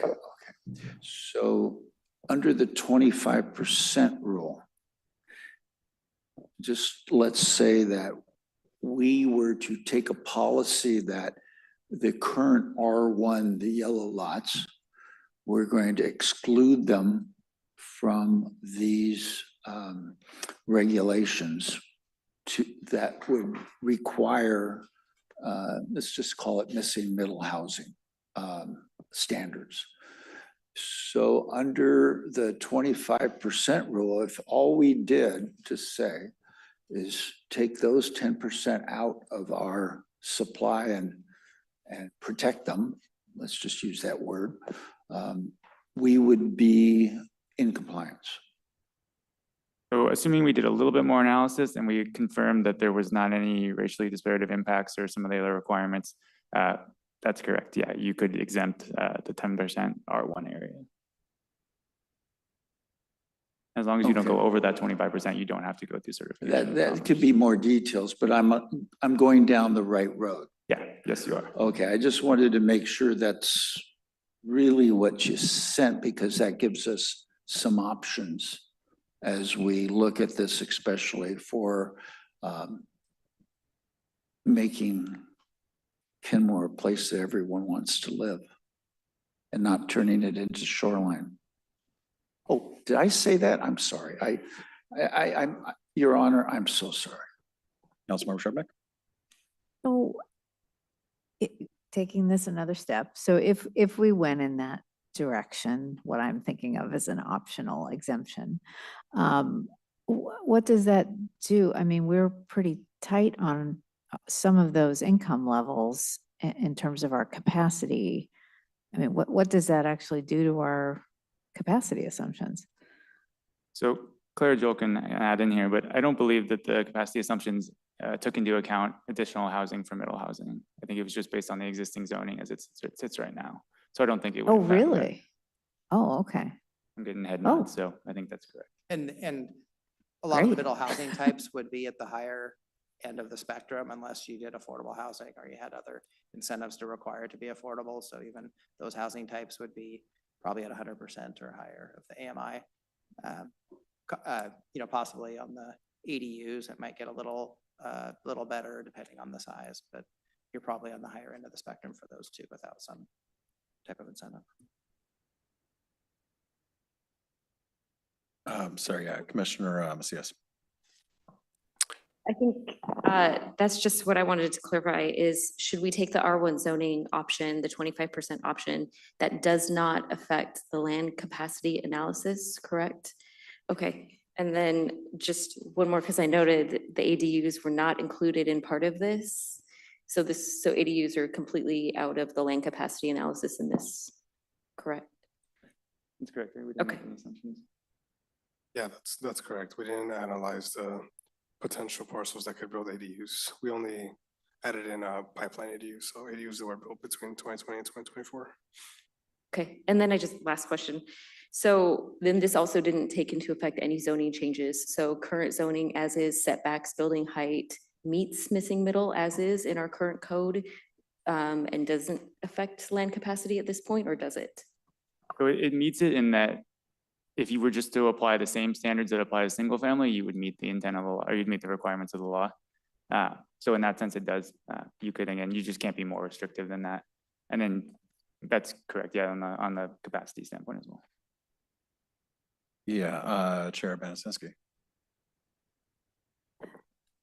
I am interested in learning if we included the R4 parcels that are along the Sammamish River and excluded them, where would we be percentage-wise? It's a question I have. And then I just want to make explicit for the listening public and my colleagues here that part of my interest in pursuing alternative compliance is planning for a really robust connected habitat corridor along Swamp Creek and the Sammamish River. So at the same time that we're planning for increased housing in other areas of our community, we are planning for contiguous green space. So that is my primary interest in alternative compliance, not that we're just keeping housing out of some areas for no particular reason, but that we are doing it because we are intentionally planning for something else. Commissioner Thompson. So with regard to an ADU qualifying or a lot qualifying as missing middle housing for ADUs, there are specific requirements that is spelled out by the state that we have to comply with. And what I guess I mean to say is that just any ADU does not meet the intent of the law. Is that correct? You mean the intent in terms of it qualifying as a middle housing unit or as a unit in terms of the unit density standard? Well, to meet the requirement of missing middle housing, yes. To be counted. So I guess there's maybe a clarification. ADUs are not one of the middle housing types, but ADUs are permitted to meet for a city to be able to meet the unit density standard. So it could count as one of the 2 lots under the unit density. I'm not aware, and Clay, maybe you can add in, that there are any restrictions on those ADUs counting. There are certain requirements that cities have to have for development of ADUs that are under 1337, but a permitted ADU would be able to count as one of those units. Commissioner Olson, did I see your hand or? You did earlier. I think my question was answered. I just wanted to say thanks for asking the question about ADUs and missing middle, if that had been included as part of the LCA. I'm glad to know it has not been. Yeah, I think all the other statements I have, I'll hold off on for now. Thank you. Anything else? All right, I think we can move on. I do just have one more slide on 1337, and then goes into the questions at that point for discussion. So I will go to that.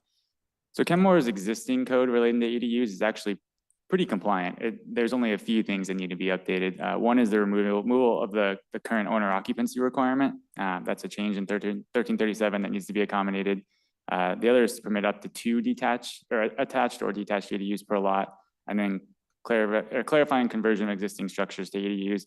It's a little unclear whether the current code allows that or not, so just making sure that's clear in the code. So the intent is to make all these revisions consistent with the ones with the 1110 middle housing requirements, so it all comes together. They are 2 different bills, but there's a lot of overlap between the 2. So with that, we have some discussion questions that would help us to draft the next components of the code. And so I can go to those. The first really is maybe one of the more important ones is which of the 9 housing types would the city like to permit? And we do have a couple slides at the end that have those housing types if anyone wants to see those. I can flip to those as well. I got a head nod, so maybe I'll go. So it is duplex, triplex, fourplex, fiveplex, and sixplex. And then stacked flats, which is just separate units owned on top of each other. And courtyard apartments, which are just apartments that need to surround an open space area. Cottage housing, which we talked about a little bit earlier, and then townhouses as well. So I have 8 images there, but the 5 and 6plex are 2 separate ones as well. So let's start with that then. Councilmember Shrubnik.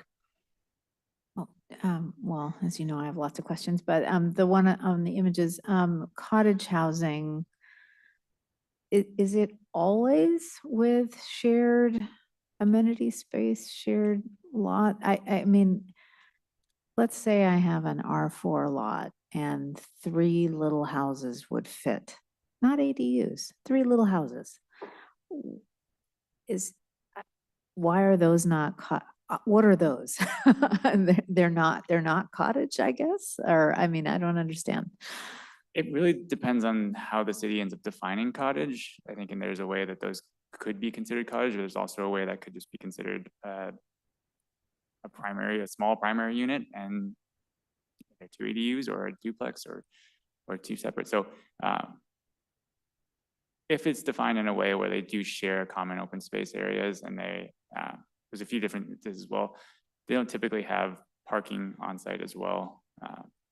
So it's shared parking spaces type of a situation. So not having dedicated parking, there's a few different distinguishing, but one of the things about this is that a lot of these could potentially have a lot of overlap to them depending on how they're defined. So, yeah. I guess I would just add,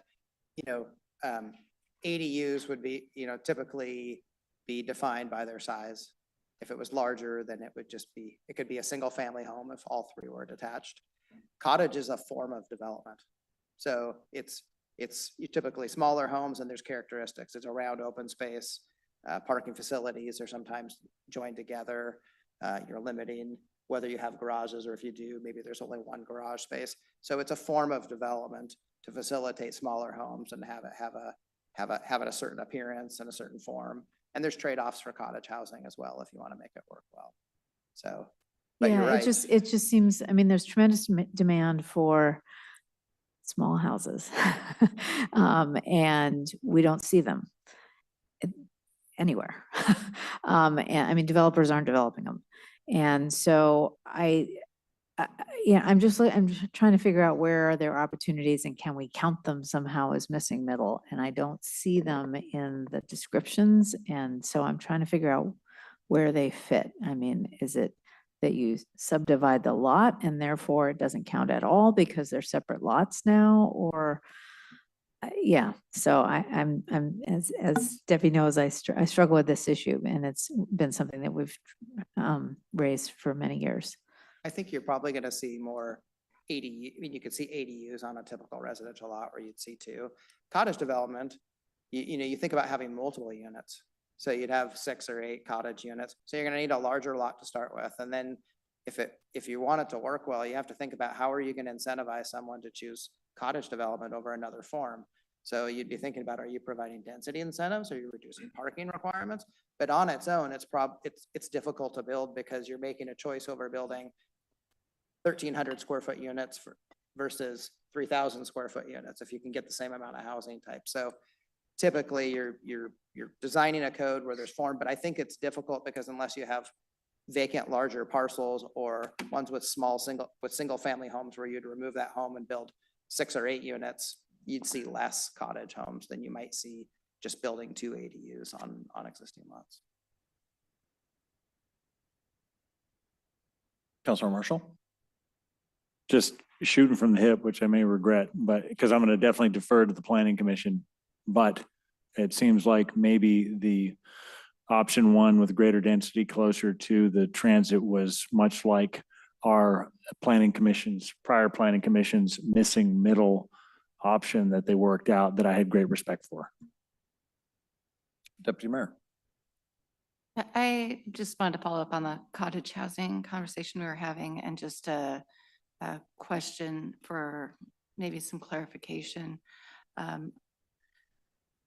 far as just, you know, the benefits of, say, courtyard apartments versus cottage housing. I have had friends that lived in courtyard apartments in Seattle or in other areas, and they have that nice common area, which I just always thought was really nice. And I see that same sort of a benefit with cottage housing. So I just was curious if you have any insights on difference between the two, whether there'd be a benefit to developing, say, courtyard apartments versus cottage style housing, that sort of thing. I think the primary difference is typically cottage housing is a ownership of the unit and maybe a small portion around the unit as well, depending on how it is fit out. And then courtyard apartments are largely rental type properties, but construction wise and function wise, they are pretty similar, that they surround open space and they are kind of oriented onto those types of spaces. So I think the main difference largely being the makeup of it, one being rental, the other for sale, and then also one being individual units with no shared walls or anything like that, and the other courtyard apartments generally having shared walls, maybe neighbors on top as well. And then I guess you could presumably have courtyard style condos. Would that be a potential? Just for adding that opportunity for ownership. And then stackable apartments. I love the image that you have in here, and I can see some benefits to community members that may want 1 story at, main level. Not everyone wants to go up 3 stories in a townhouse or 2, but I'm just, anyway, any insights about the benefits of that style of housing? Just that, like you said, functionally inside, I think it keeps everything on 1 floor. You are generally, each individual floor is separate, either rental or ownership. So from that standpoint, you are not going up and down stairs. It's depending on the demographic and folks who, any limitations they may have physically, it might be an easier unit to be able to live in. So I think collectively with the whole, just providing more flexibility and more options for people when they look for housing. It's been we need more. I mean, this type of housing really does provide an ownership option. We haven't seen a ton of it because we've got some condo liability law issues where we're just not building this housing type. There has been some reform. I hope that we see more so that, because this is an opportunity to provide smaller units. It can be that starter home, but we're just not seeing it. But it doesn't mean that, zoning is proactive. So getting measures in place so it can be there when the market arrives may be a really good option for you. Thank you. I'm just thinking stacked flat condos in a courtyard, stacked flats with courtyards. Okay, anyway, thank you.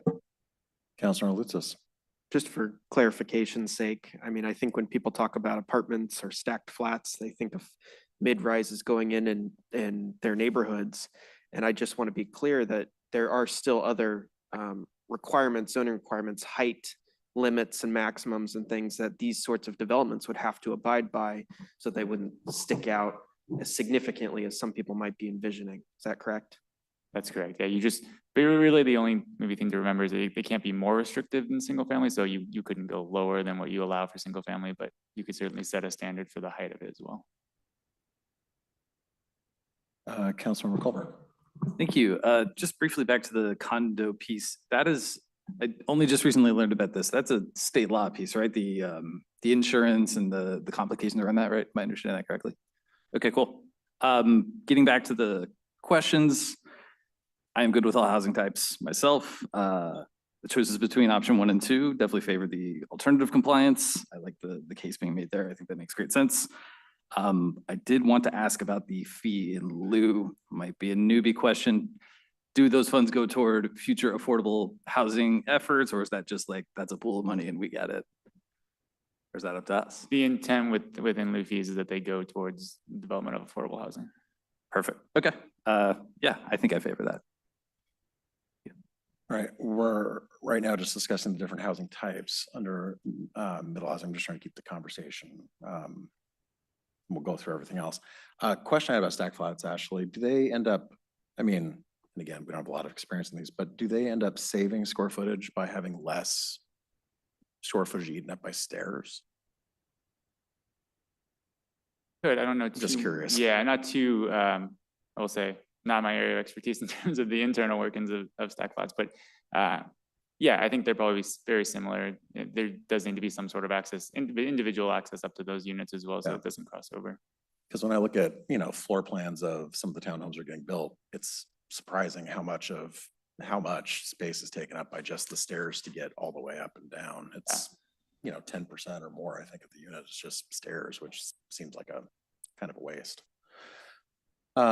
So what I believe staff is asking, or what the consultants are asking, is which of the 9 types of housing do we want to, we have to allow 6.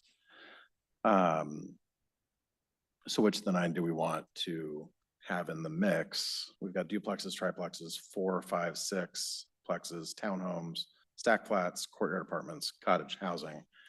I would like to get them direction on this. So are there Councilor Scribnick? And just to reiterate a question that I asked in email. So we could allow 6-plex, but if the lot can't fit it, it won't happen, right? So, but that still counts as allowing it. This is strange to me, but okay. I just want to make that clear that that's what we're talking about, that it doesn't mean it will actually happen or could even happen in many of the lots. Councilor Sasson? Is your microphone on? We don't have to stick to 6 types, correct? Okay, I do want to prioritize that we go with, at the minimum, some kind of stacked flats. Having been in many, many townhomes, they are not accessible in a lot of different ways. They're not long-term, housing for a life. As soon as you've got a bunch of little kids or you've got mobility issues, those up-down townhomes are problematic. If I'm showing my hand, I feel like I am in support of every one of these housing types. Again, as Councilmember Scribnick said, that they would all be susceptible to whatever critical area exemption was in place. So just because we're allowing them, basically the lot and the exemptions would choose the form, and I'm in favor of that. Deputy Mayor. I'm close to where Councilmember Sassen is, except I would rather remove 5 plexes and 6 plexes, just based on community feedback from when we've looked at missing middle before. This is already a pretty big stretch for our community, as important as housing is. Forms of housing that are least likely to be implemented, I don't think need to be on the list, but I do see for our community, especially looking at the images before us and the areas that these could potentially go in, that cottage, stack, duplex, triplex, town, courtyard, stack flats, all seem like they have places and benefits that would be good to meet the needs of our community. Councilor Marshall. Ditto on Deputy Mayor's comments re the higher plexes. Councilor Lutzis. Also jumping in on that too, I remember back to my time on the Planning Commission when we were having this discussion and also considering the footprint of some of these when it comes to environmental impacts, and especially when you talk about larger developments, they oftentimes, may require more active space or passive space or impervious surface, depending on what that is. So I'm in agreement with the being in favor of all of them except the 5 plexes and 6 plexes for those reasons. But also in addition to those, the courtyard apartments, I think, also span out what could be achieved with stacked flats in terms of footprint.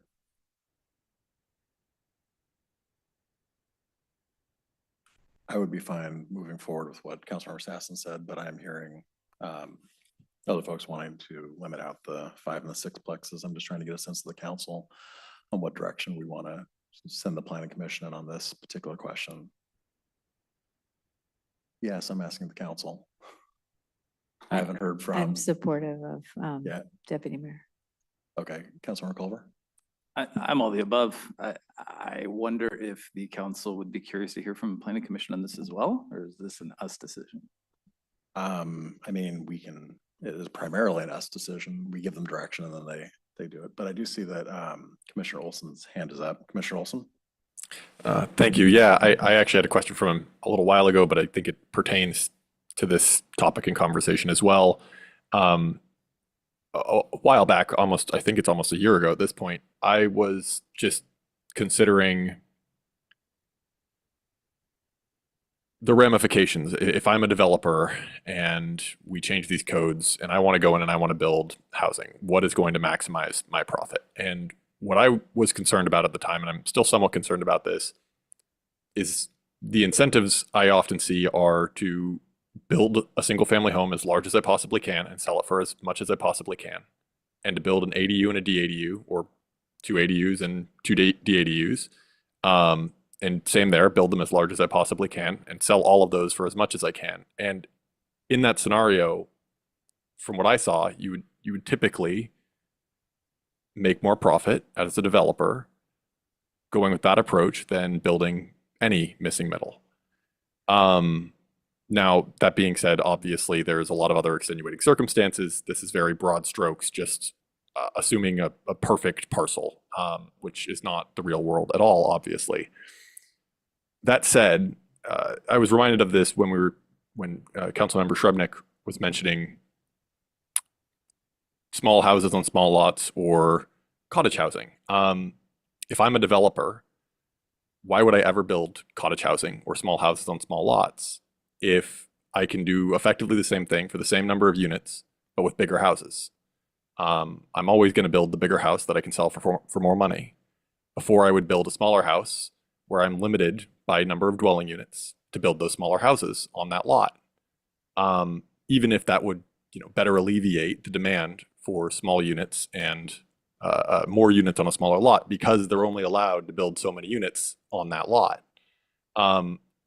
As such, I personally am interested in at least a discussion around increasing the number of dwelling units if the dwelling units are smaller, to make it more competitive than just always building as big of a unit as we can possibly build. I would be curious to hear from the consultants on any insight into that, or any discrepancies or thought processes I may be messing up there. But that's my intuition, is that you would have to have some other incentives or allowances in order to actually see other types of housing built, especially smaller, more affordable units.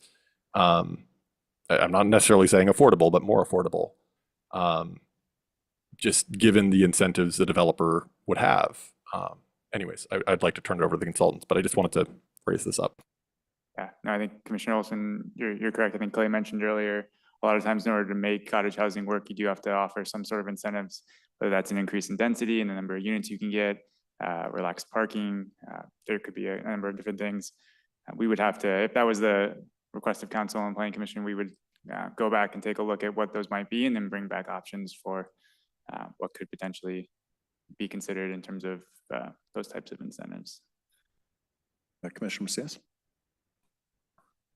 I have some hesitancy around the 5-plex, 6-plex for the reason when we went into this missing middle discussion, it was kind of touted as it will fit into the same height, same lot size, it will fit in with single family footprints. And I think if we move into this 5-plex, 6-plex, we're gonna have to look at, do we need variances? Because what we have currently in our setbacks doesn't allow for that. And then I think you get into this, are we making exceptions for 5-plex and 6-plexes and reducing our setbacks and increasing our building heights, which I believe in our community, you know, our canopies and our low impervious surface, that was the goal. So I'm afraid that we're gonna have to make concessions if we go into these bigger, higher units on lot sizes. And I have some hesitancy on that alone.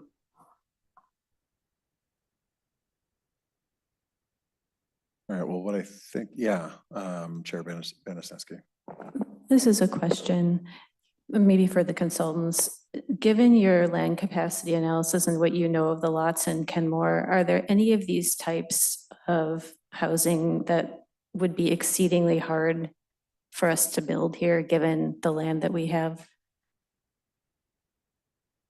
I think the 5-plexes and 6-plexes that you're talking about, just because of the larger number of units and the larger area it would take up, would probably be more difficult to build. Some of your areas, like we talked about already, the R1 would have larger lots and potentially be able to do that. But if that was something where we went the path of the 75 and excluded those areas, and then that obviously isn't applicable anymore. Just because of sheer needing to meet bulk size and development standard requirements, those do tend to be more difficult to build.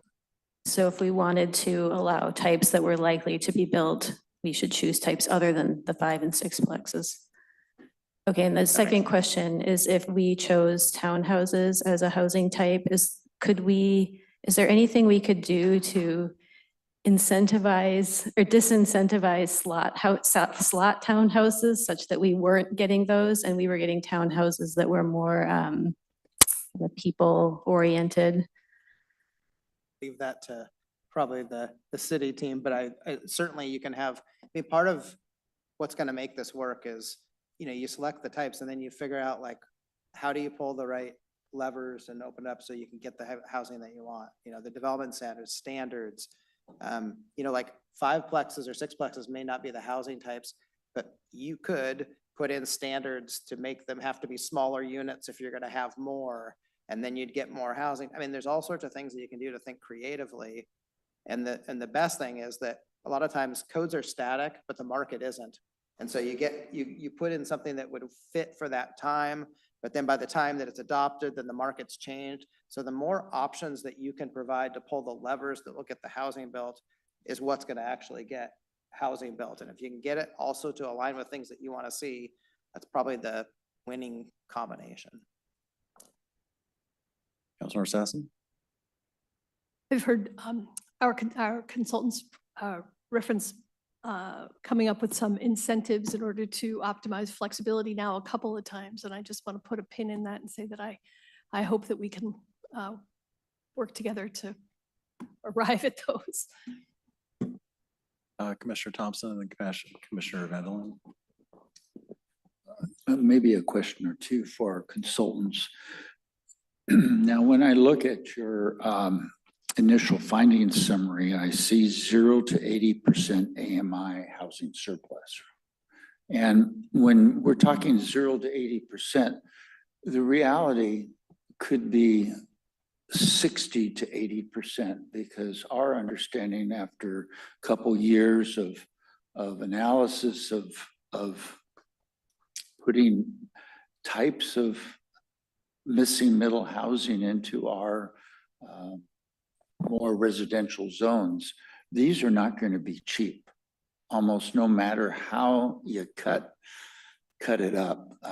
We're looking at probably 55 to 60% AMI at the low end. Would you not agree with that? Yeah, I think Clay did mention earlier that these are likely to be market rate for the most part, unless you do go with the exception that allows you to get 4 units if you build one that is affordable for, I think you have to have a covenant for 50 years of affordability. So unless you go that route, it's not going to produce the percentage of AMI type affordable housing that you're talking about. It's more, we've used this term previously, slightly more attainable housing, maybe not affordable housing. Maybe attainable, depending on how our economy works, and which is the really difficult thing about affordable housing, because where are we going to put affordable housing and what is it going to look like to meet our needs? And the Planning Commission is, I know that we've all nodded our heads that missing middle housing is not going to be affordable housing. So we just can't see how that's going to happen. Anyway, I just wanted to bring that up. Thank you. Commissioner Vandelan. Yes, I think one of the things I've definitely gotten out of this conversation, the ones we've had before, is despite what the state is putting on us in terms of requirements, there are a lot of variables here that we have to consider, and there are a lot of options. So listening to this conversation and thinking about it some more, I wonder if we aren't getting a little bit ahead of ourselves. Obviously, economics and community preference are going to drive whatever we're going to go. We don't have that community input right now. We need to take, we've already raised several points where the economics really aren't all that clear. And what's really unclear to me, and I think is really, as a commission, we're looking to you for, what are your objectives? Is it affordable housing? Is it more housing? If it's particular types, well, particular type of housing would be driven by those other things. I think that's something we really need to have from you, are what are the clear objectives that you want to have out of this policy? Because we can accomplish many different things, or we can attempt to accomplish many different things, but it feels like we're beginning to run in a lot of different directions, which means we probably won't accomplish much at all. So that's one person's opinion, but I put it out there for you to consider. Yeah, and I would encourage everybody to separate the issues of affordable housing from missing middle. These are two things that get conflated quite a bit, and that is not what this discussion is about or should be about. It should be about more housing and housing that might be slightly more affordable than our existing single family stock. I mean, these are two different issues that that we're working on. And this is just one of them. I actually appreciate what the commission chair brought up around slot houses. I wouldn't necessarily say they all need to face the street, but I think the one facing the street should address the street instead of addressing the alley on the side or the driveway on the side. Got a couple more hands raised. Deputy Mayor and then Councilmember Shebnick. Mayor, I think you covered it. I think the point that I wanted to make was, I think this is about creating more housing options. We need housing, period. There are multiple types, but this is talking about creating more housing options for our community. The affordable housing conversation is separate from this. Thank you. Councilmember Shebnick and then Councilmember Lutzis. Essentially the same comment, that I think it's about having different housing forms available, different housing types as options. It's less about affordability, as the mayor said. Councilmember Lutzis and then Councilmember Culver. Debbie, I saw your hand was up. Did you want to say something first? I just want to make sure we're not getting to the solution this evening. So I think what I'm trying to get from council is more of that either call it guiding principles or a framework to inform that. What I'm hearing though is housing choice is important. You want more housing choice. And when that housing choice is implemented, you want it to be compatible with single family zoning. The preference is to have smaller size units when possible, to kind of have those be more affordable, to avoid impacts to critical areas, to consider perhaps exempting R1. So that's what I'm hearing right now. So I don't think we need to get into the actual details of how you do it, but more sort of agreement on the approach that we take. Councilmember Culver? Oh, sorry. I did have a Councilmember Lewis, did you question. Follow-up, okay. Yes, I did have a question. And originally, I'd raised my hand for that. And this is a clarifying question. Thank you for the additional information that in your perspective that there isn't any feasible spot to put a 5-plex or 6-plex. But I do have a follow-up question on that. Does that mean there are infeasible places to put a 5-plex or 6-plex, in the sense that could a developer have a property and it may be deemed unfeasible because of setbacks or buffers, but could they apply for, say, a reasonable use exemption or something like that with a 5-plex or 6-plex to get around some of those buffers? I don't, if that is their project that they're bringing forward, or can the city say, no, you have to do smaller, you can only do for a 4-plex or 3-plex? I think what we're trying to do is that we don't want to create a scenario where it's always going to be a variance, because that means your codes aren't working. Yes. So again, if a 5-plex was feasible, then I think what we'd have to lay out, it could be feasible within a given footprint if the units were smaller. So there might be a way that it works. If it was limited in height to be compatible with a single family height. So again, I don't think we could possibly say that it would never be built. I think if it was in there as an option, but it looks and feels like a single family house in terms of compatibility, then why not? Thank you. Councilmember Culver and then Councilmember Marshall. Thank you. Just a brief, that really resonated with me, the sort of fixed versus dynamic, right? We have some backlogs, some work to do with the barriers to affordable housing. So applying that framework to missing middle, like let's write some code that doesn't sort of back us into a corner where we have to dig our way out in the future would be my preference. So I would support the 5 and 6 for that reason. Thank you. Councilmember Marshall and Councilmember Sassen.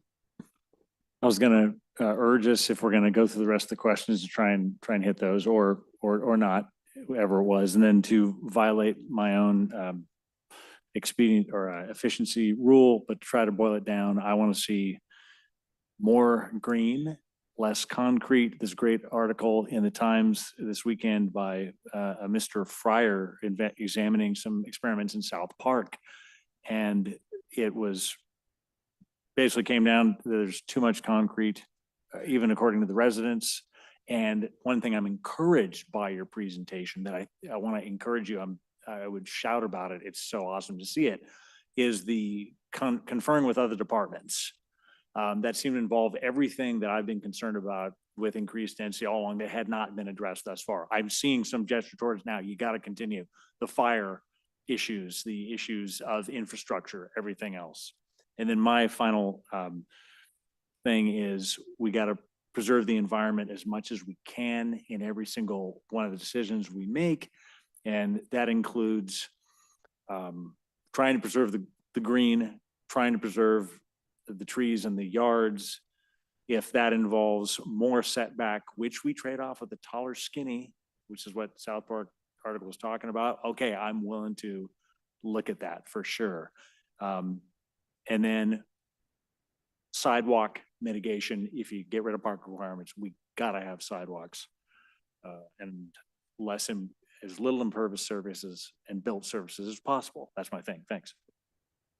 All right, so we are just checking where we are. I've got 2 more folks lined up who want to speak. I do want to make sure the folks realize that we are still talking about the top question there. We were getting pretty far afield from that. I think it would be good if we could get an answer to folks, to staff and the planning commission on what our thoughts are there. I've heard, I think, Mr. Lucis, were you? Yeah, I think I've heard from 4 folks who seemed okay, or who preferred, and correct me if I'm wrong, to remove 5 plexes and 6 plexes. Did I? Councilor Shebnick, you were on my list, is that? Okay. So we have 4 people that are fine removing those 2 things. I think we can probably move on to the other pieces. Councilor Sassen and the Deputy Mayor, do you have things you wanted to say briefly before we move to the other questions?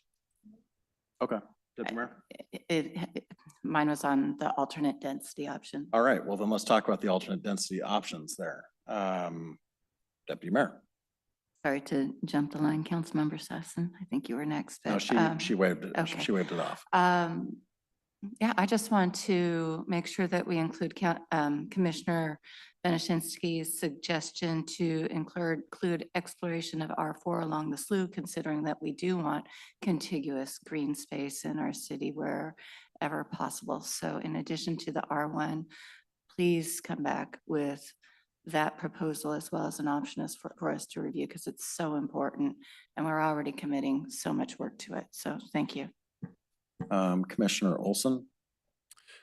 Yeah, I was actually talking about the last thing. I just wanted to say I was personally interested in all the different options, but I would like to see what some incentive options are for previous community feedback, saying that there was a desire for things like tiny homes and cottage apartments and cottage housing. I personally don't think, as we have discussed so far, with unless we provide some sort of incentives, I don't see those types of that type of housing being built. And so I just wanted to push, I suppose, for looking into what some of those incentives could be so that we can continue that conversation.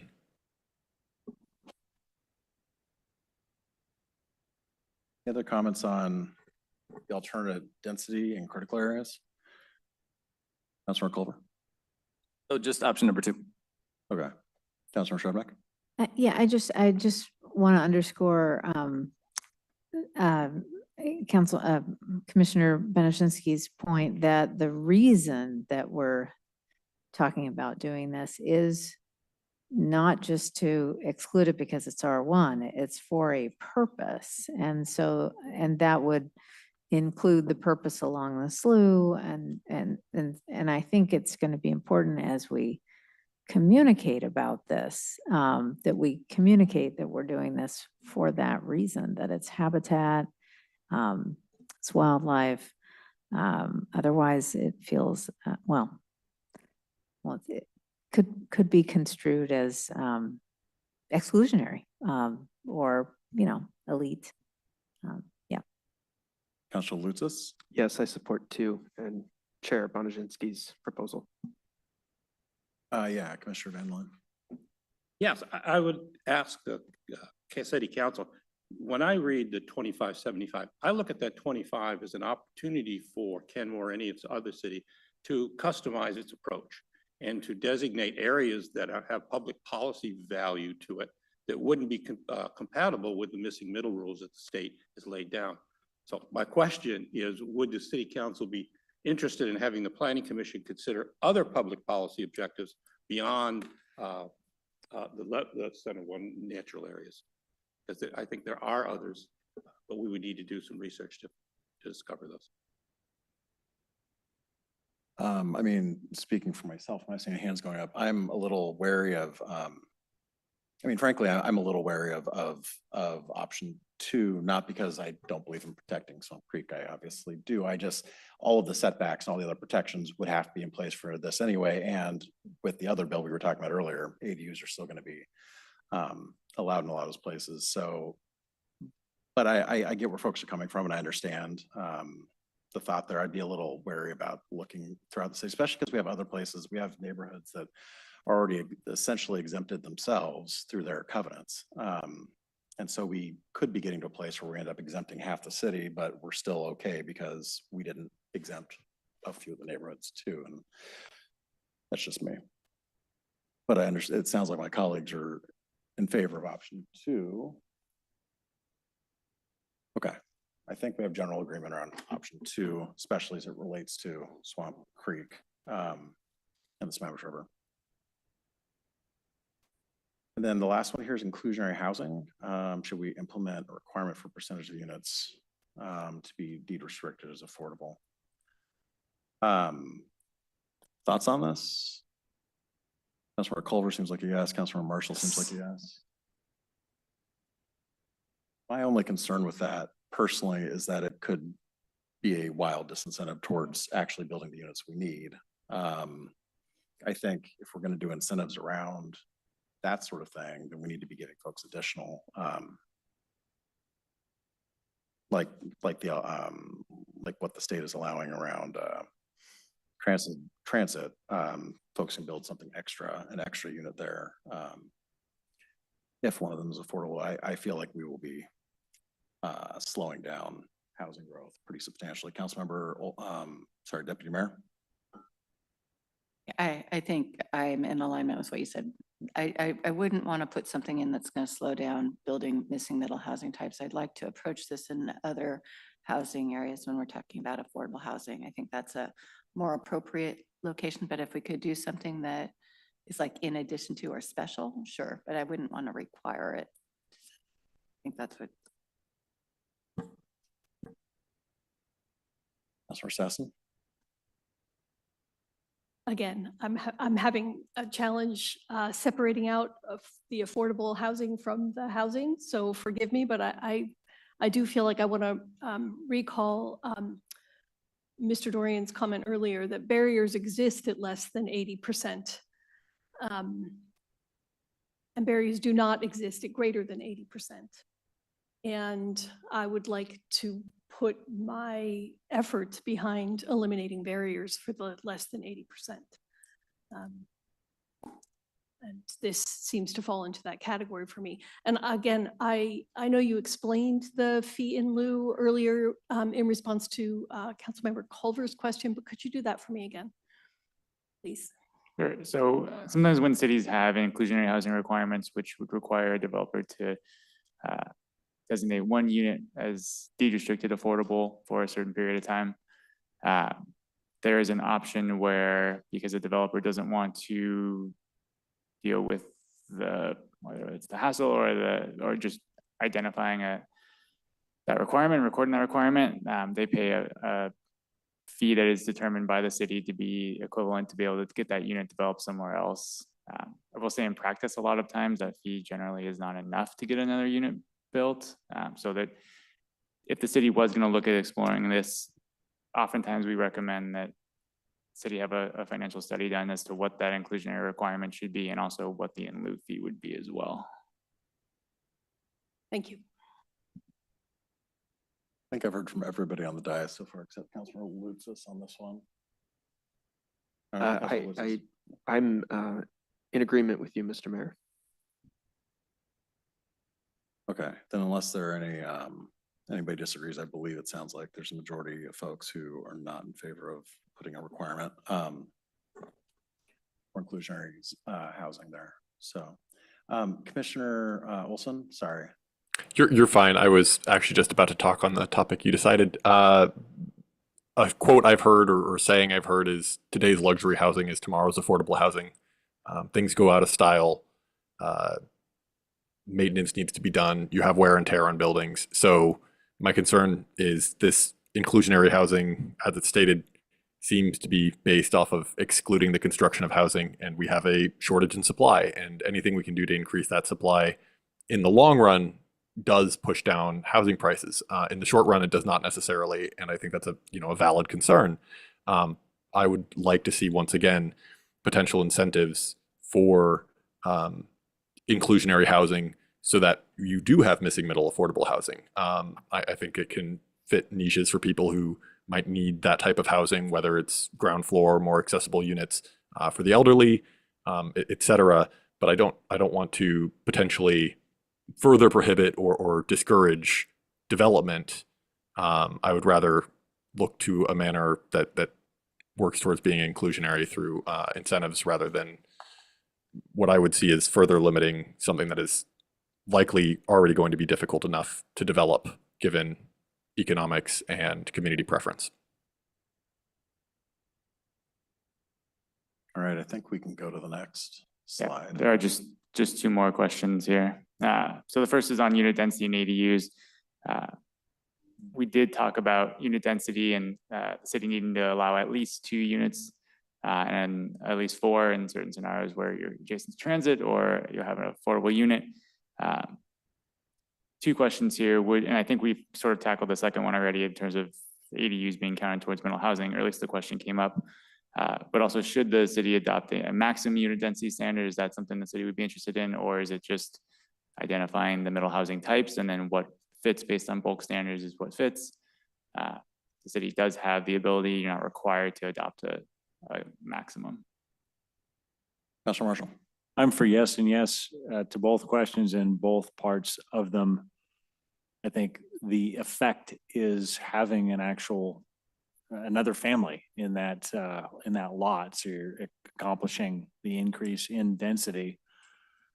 Should be counted. And then we got to have impact fees again, because you heard me go off about we got to have sidewalks, and not only sidewalk frontage impact fees, but sidewalk impact fees that affect the entire neighborhood, because we're not going to, unfortunately, we're not going to stop driving automobiles. So we want to encourage people to stop from doing that. It's not going to stop. It's going to affect the whole neighborhood. Yes, and we'll discuss that when we get to the next bullet point. All right, so the question there is, do we want density maximums that dictate the number of units that can go on a lot, or are we okay with bulk, like what fits in the envelope that we're allowing? Is that correct? Correct. All right, so what I hear is Councilor Marshall's in favor of a density maximum. Sounds like Councilmember Culver is in favor of a bulk. I'm a no, yeah. You're in favor of the bulk and not the density? Not the maximum density, correct? Okay, I guess so bulk, yeah. bulk. Councilmember Shernick, Sassen? I can come back to you if you need to think about things. Okay, so bulk. Shernick? Yeah, I think I'm also a no, given that I think we pulled off the 5-plex and 6-plex. So, I mean, essentially we've already dealt with it. Yeah, you've sort of made that decision a little bit. Councilor Lucis? Okay. Deputy Mayor? Yeah, same. I think pulling off the 5 and 6 covers that. Thank you. All right, so I think we are leaning, I think we're going towards bulk. And then impact fees. What is the question here? So you are able to impose impact fees on ADUs up to 50% of the rate you would charge for a single family unit. You don't have to. Sometimes requiring impact fees could be a barrier to the development of ADUs. So that's really the push and pull there. This has to be decided today? It doesn't. This just seems like way down the line sort of decision when I'm looking at all of this. It is one of the things we need to look at, but it doesn't have to be decided tonight. Just a quick clarifying question. Would we be able to say, missing middle housing gets hit, has to pay the multifamily rate or the townhouse rate instead of the single family rate? Is that an option that we would have?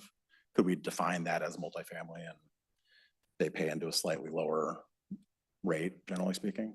Yeah, I think you can identify a different rate for middle housing versus like what is applicable to single family. Yeah, I think I defer to staff maybe on that in terms of how impact fees are applied now.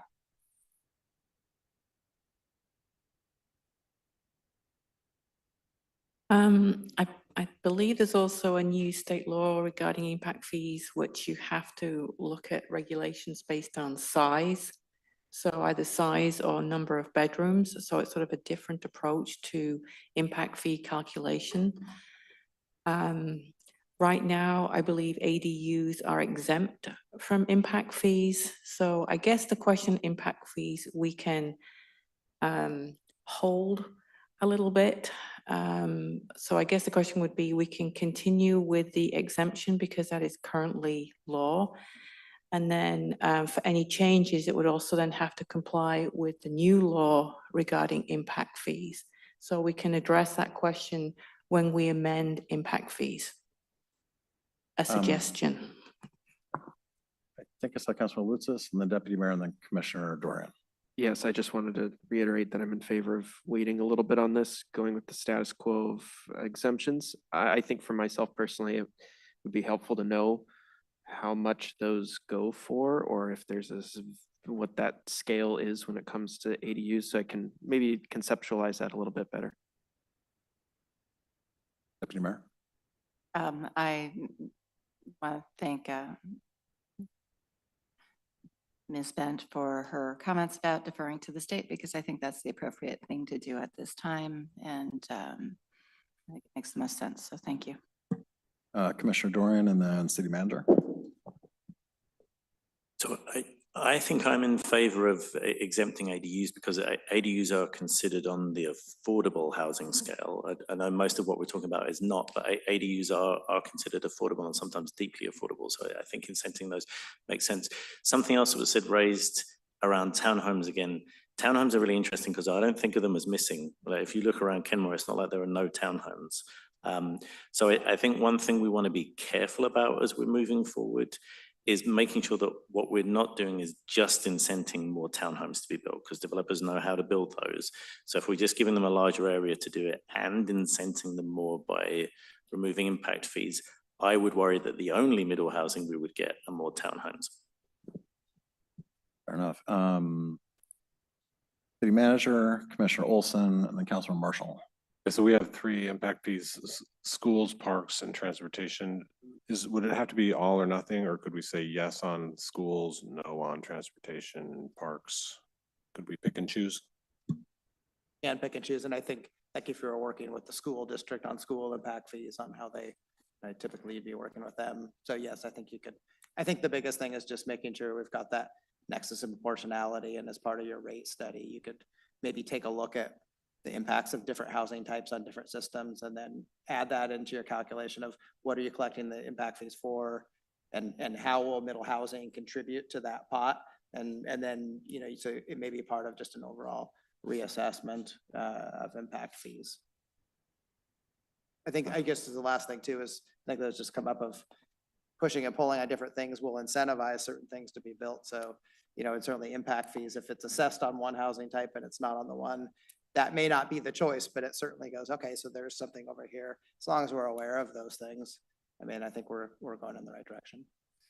Commissioner Olson, then Councilman Marshall. Thank you. Yeah, I would like to echo Commissioner Dorian's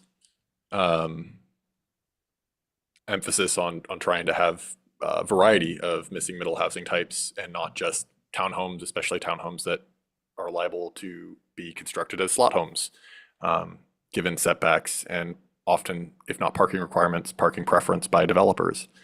I would also add that is there a potential to split impact fees between infill development and non-infill development on lots? For instance, if you have a new single family home being built and then it has DADUs and ADUs, actually, never mind.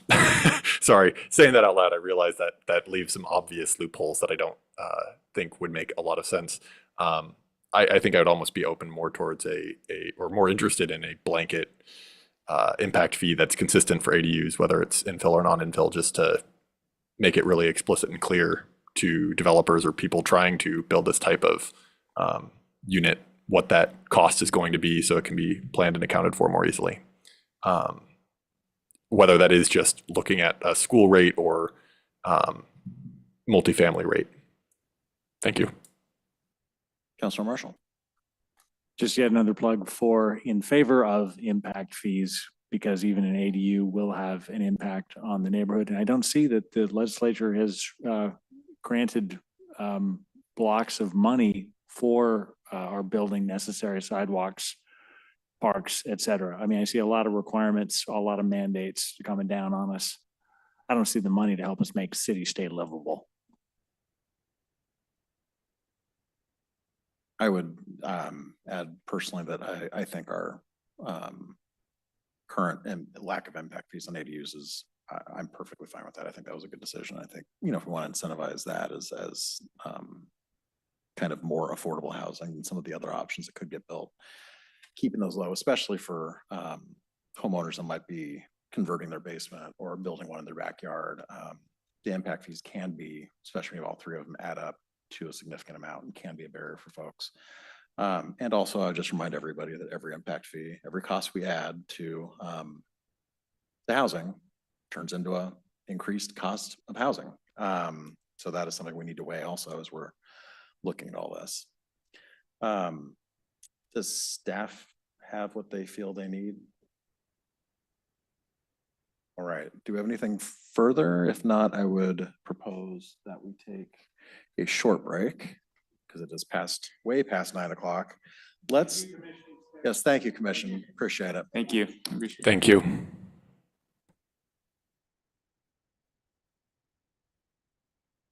Council will be on a 10-minute break. We'll come back at 9:35.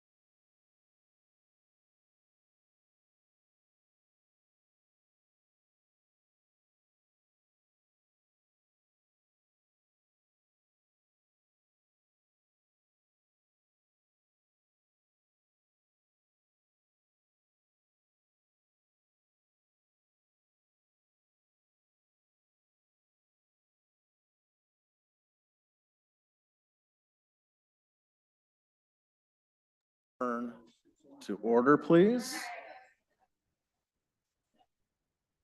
We are going to return to item D from the consent agenda, the planning commission docket. So I think we need Director Bent, Mr. Hall. And we were in the middle of discussing, well, I believe I'm sorry, Councilmember Culver, do you want to remind me on what you were proposing? Specifically discussing the step ordinance committee. I wouldn't mind discussing building heights also, but I don't want to get too greedy. Is that part of their docket this year? That's why I wanted to bring it in. Oh, okay. No, it's not. I So don't think it's. I think the question on this is you didn't give action on the docket. You said, so Bastille remains on the docket, but there was no motion for approval. And what Councilmember Culver is bringing up, it's not currently on the Planning Commission's work program for step housing. So that's shelter, transitional, emergency and permanent supportive housing. That's what I mean by step housing. This would be on this staff recommendation. It would be part of the council work program because it does not involve amendments to the comprehensive plan. And further, based on council direction was not to send it to the planning commission because there was consensus on creating a separate board. So I think from the staff perspective, what I'd be looking for is, do you want to have the step housing go to the planning commission? I think Councilmember Culver, that's the question. And if so, that's the first question. And then the second one would be, if that's the case, then we need sort of a motion to then approve either the docket as it currently exists or an amended docket. Thank you for that. That's very helpful. Councilmember Culver, did you have? So if we're not starting with the docket, but starting with the committee question, I would move to not put it to a step committee, if I'm understanding you correctly, Director Bent. Are we tackling the committee piece first and then the docket? I believe we need to decide whether we want, well, actually, I think if we want to do this above the board and by the rules, I think we would actually need a motion to adopt the docket and then take amendments to the docket. I think we probably got out of step a little earlier. So I will take the chair would entertain a motion to approve the approve the 2025 Planning Commission docket. So move with the intent to amend. I'll second. We've got a motion and a second. All right, now, Councilmember Culver, did you want to make an amendment to add the step? Yes, I would move to add the step ordinance to the Planning Commission docket, and I would kindly ask for a second.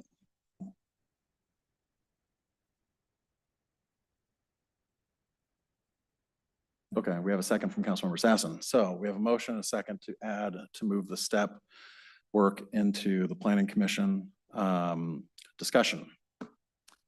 Councilmember Culver, Councilmember Shripneck. Sure. Admittedly, some long remarks, none alone underslept, but yeah.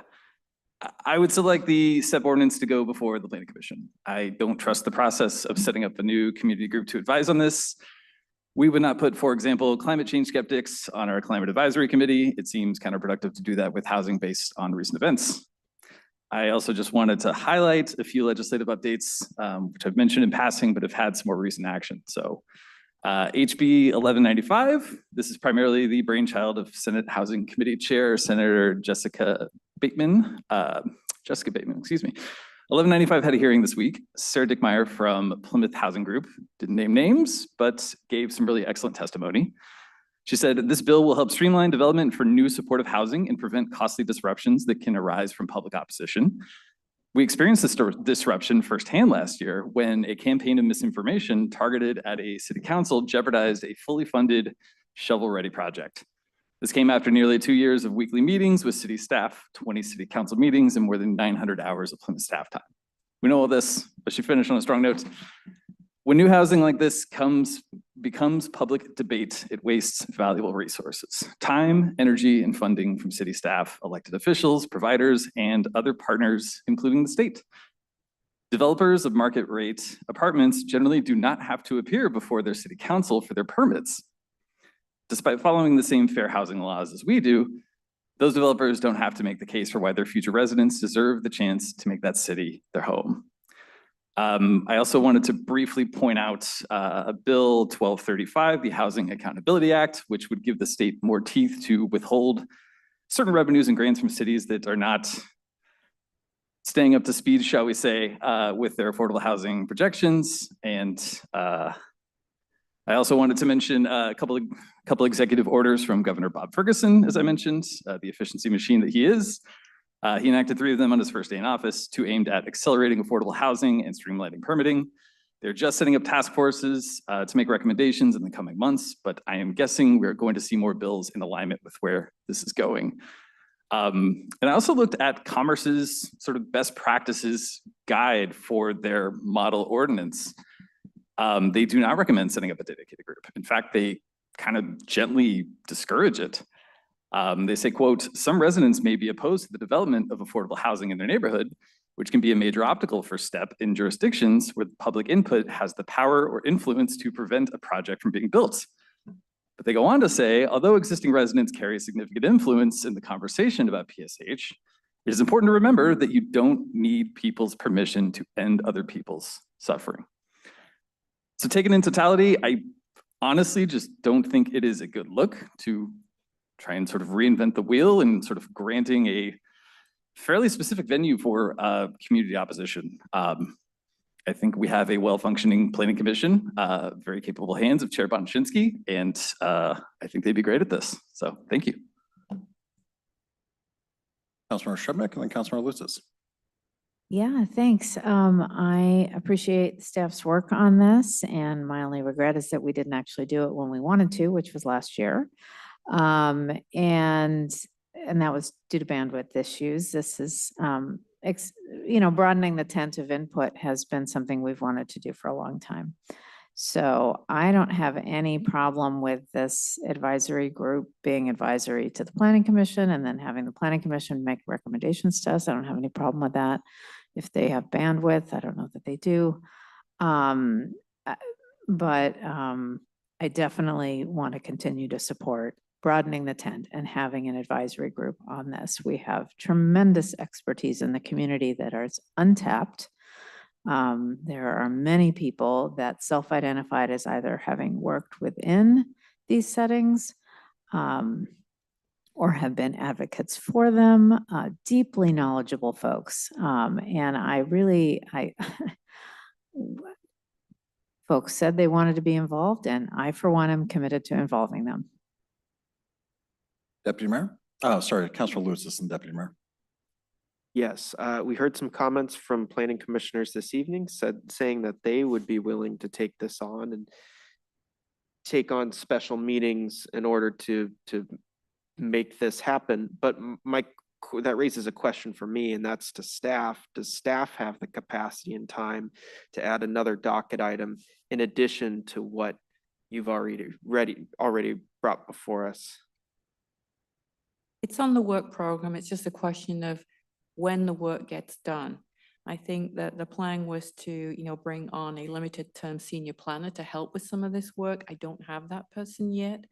So I think when I presented the tentative draft work program, that's why it was planned to kind of take longer based on trying to fit it in with other work program items. So, one way or another, it has to get done. Again, you've seen that on the Planning Commission, the focus immediately would be on middle housing to try and get those regulations in place before June. So that would be the focus. We have Bastyr on there. So when and how that is fit in, it would require additional meetings. So that is resources of staff. It's also putting additional time on the Planning Commission. And again, there were 3 planning commissioners that spoke, not as planning commissioners, but as residents. So I guess it really is up to council, and I was presenting the work program based on prior council direction, but again, it's up to council to give direction on how they wish the STEP housing work program to be approached. Thank you. Deputy Mayor? Yeah, I actually was comfortable with where it was before this meeting. I recognize the docket of the Planning Commission is full. I'm with Councilmember Shrubnik that whether this committee reports to us or the planning commission, we need to actually reach out to the community. And I think that we need to get our community's name back. I think it's insulting to say that our community is exactly why we did not have housing, why we did not get that project done last year, had a lot to do with our community coming forward and wanting to be heard and wanting to show up. And we need to recognize that and show respect to our community and follow through with what we said we would do, which was include them in housing conversations. So I think we absolutely have to, and we'll find out. But we said we'd listen to our community, and I absolutely think we must, whether it's reporting to the Planning Commission or to us. But today, I'm just based on where we're at, I'm not ready to add this to the Planning Commission docket, though I do respect their capability in filtering this work. Thank you. Councilor Marshall. I agree with Council Members Srebnick and Deputy Mayor on a community advisory committee. We've got to remain open to democracy. I think the bills referred to probably have a good intent, but man, I am shocked at the top-down approach from the sponsors and the apparent attempt to actually exclude and overpower a local control and community. You can make goals and requirements, which is important, like maybe under the GMA, and then say, hey, community, it's up to you. You do have to decide something, but it's up to you to decide how to get it done. Something like that is more democratic, but at any rate, I favor involving the public. Councilor Sassen. In my view, a public hearing would be sufficient, and this is what our planning commission is here for. And I disagree with the committee and the delay. I have to say. All right, any further comments? All right, would the clerk please take the roll on Councilmember Culver's amendment? Yes. On the amendment to add STEP or Shelter Transitional Emergency and Permanent Supportive Housing Ordinance and work to the Planning Commission docket. Councilmember Culver. Yes. Councilmember Marshall. No. Councilmember Sassen. Yes. Councilmember Srebnick. I guess no, but I thought we were voting on something else. Deputy Mayor O'Kane. No. Councilmember Lutsis. No. Mayor Herbig. Yes. The motion fails 4-3.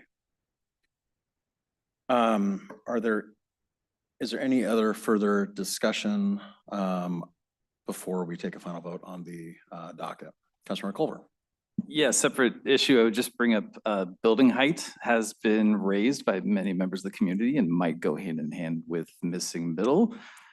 I don't know if that is already sort of naturally part of the docket and the conversation, et cetera, but especially as we talk about downtown and 181st and things, that's something that I've heard and come up a lot. I wonder if there might be appetite to also put this on the docket. I realize this is a late addition. I only just remembered it today, so my apologies, but I'd be curious if others are interested, and I would kindly ask for a second. All right, we have a motion and a second to add some sort of discussion around building height to the docket. I think in that there was a question though to staff a little bit. Councilor Culver. Question was to staff, yes. Like how might that get incorporated essentially? And I don't know, so sorry that this is a bit out of left field, but yeah. I'd like some clarification on where and for what purpose. Are you talking specifically about middle housing? Then height would certainly be part of the discussion of development regulations. Yeah, I think with missing middle and with STEP and with other forms of affordable housing, I think it's just, to me, it's sort of an open question because it's the current height has been on the books for a long time, and it's a conversation that has come up and, you know, might unlock more of the things that we want to see downtown. So depending on your perspective. Yeah, I throw this out there if that is something that we might invite the Planning Commission to weigh in on. If I may, I really would like to clarify this. Because I think Councilmember Culver, you are asking for a discussion of building height citywide. Is that is that your proposal? Potentially, yes. So that's again why I wanted clarification, because again, height would be discussed as part of the middle housing regulations, but then you went into a further discussion about height in downtown and other areas. So what you're asking for is a discussion of height requirements throughout the city. Yes. Councilor Sassen? I just wanted to call attention to our consultant's comments earlier about height being included in a possible array of incentives to increase flexibility. And I don't feel the need to call height out, but I do feel the need to look to our consultants for some recommendations. Not seeing any other hands, I would also just add that, height, of course, will be discussion of the missing middle implementation and the zoning that we'll be doing for that later this year. And I believe we're probably on track to talk about downtown plan next year. Is that correct? That's correct. And height would be part of that Height would discussion at that come point. up then. So again, I'm trying to put things in context of where the discussion should be. Height in and of itself, for what purpose? So again, for middle housing, it makes sense. It would be part of development regulations. When we're talking about other zones, whether it's downtown or elsewhere, then again, it would be appropriate. So we can add that to a future docket. I don't think it's appropriate just to take that out of context, just to look at height without looking at other regulations as well. Sure. And I guess I sort of blended the two with downtown and assuming that a lot of our affordable housing would be downtown. If that is I'm hearing there's been something of a delineation between the two, I am perfectly fine to yield on that front. I think what I'm hoping to see has been expressed. So I will yield to however this vote goes, I guess. Okay, we still have a motion in front of us that we have to dispose of one way or the other. So I am just going to, unless there's any further discussion, would the clerk take the roll on the proposed amendment? Thank you. On the motion to add a discussion on citywide building height requirements to the Planning Commission docket, Councilmember Marshall, I'm glad it was brought up, but I think it has been sufficiently incorporated. No. Councilmember Culver, Yes. Councilmember Sassen, No. Councilmember Shrubnik, No. Deputy Mayor O'Kane, No. Councilmember Lutsis, No. Mayor Herbig. No. The amendment fails 6-1. Or is there any further discussion on the underlying motion to approve the Planning Commission docket as amended? Okay, I'm not seeing any further discussion. Would the clerk please take the roll on the Planning Commission docket with the note that we earlier did remove or no, we didn't change anything earlier, so never mind. There are no There amendments. are no amendments. Thank you. Thank you. On the motion to approve the 2025 Planning Commission docket, Councilmember Shrubnik, Yes. Councilmember Culver, Nope. Councilmember Marshall, No. Councilmember Sassen, No. Councilmember Lutsis, Yes. Deputy Mayor O'Kane, Yes. Mayor Herbig. Yes, the doc is approved, 4-3. Thank you very much. All right, I know this is what everybody has been waiting for. 2025 Aquatic Vegetation Management, presented by Environmental Services Director Richard Sawyer and her environmental consultant for discussion.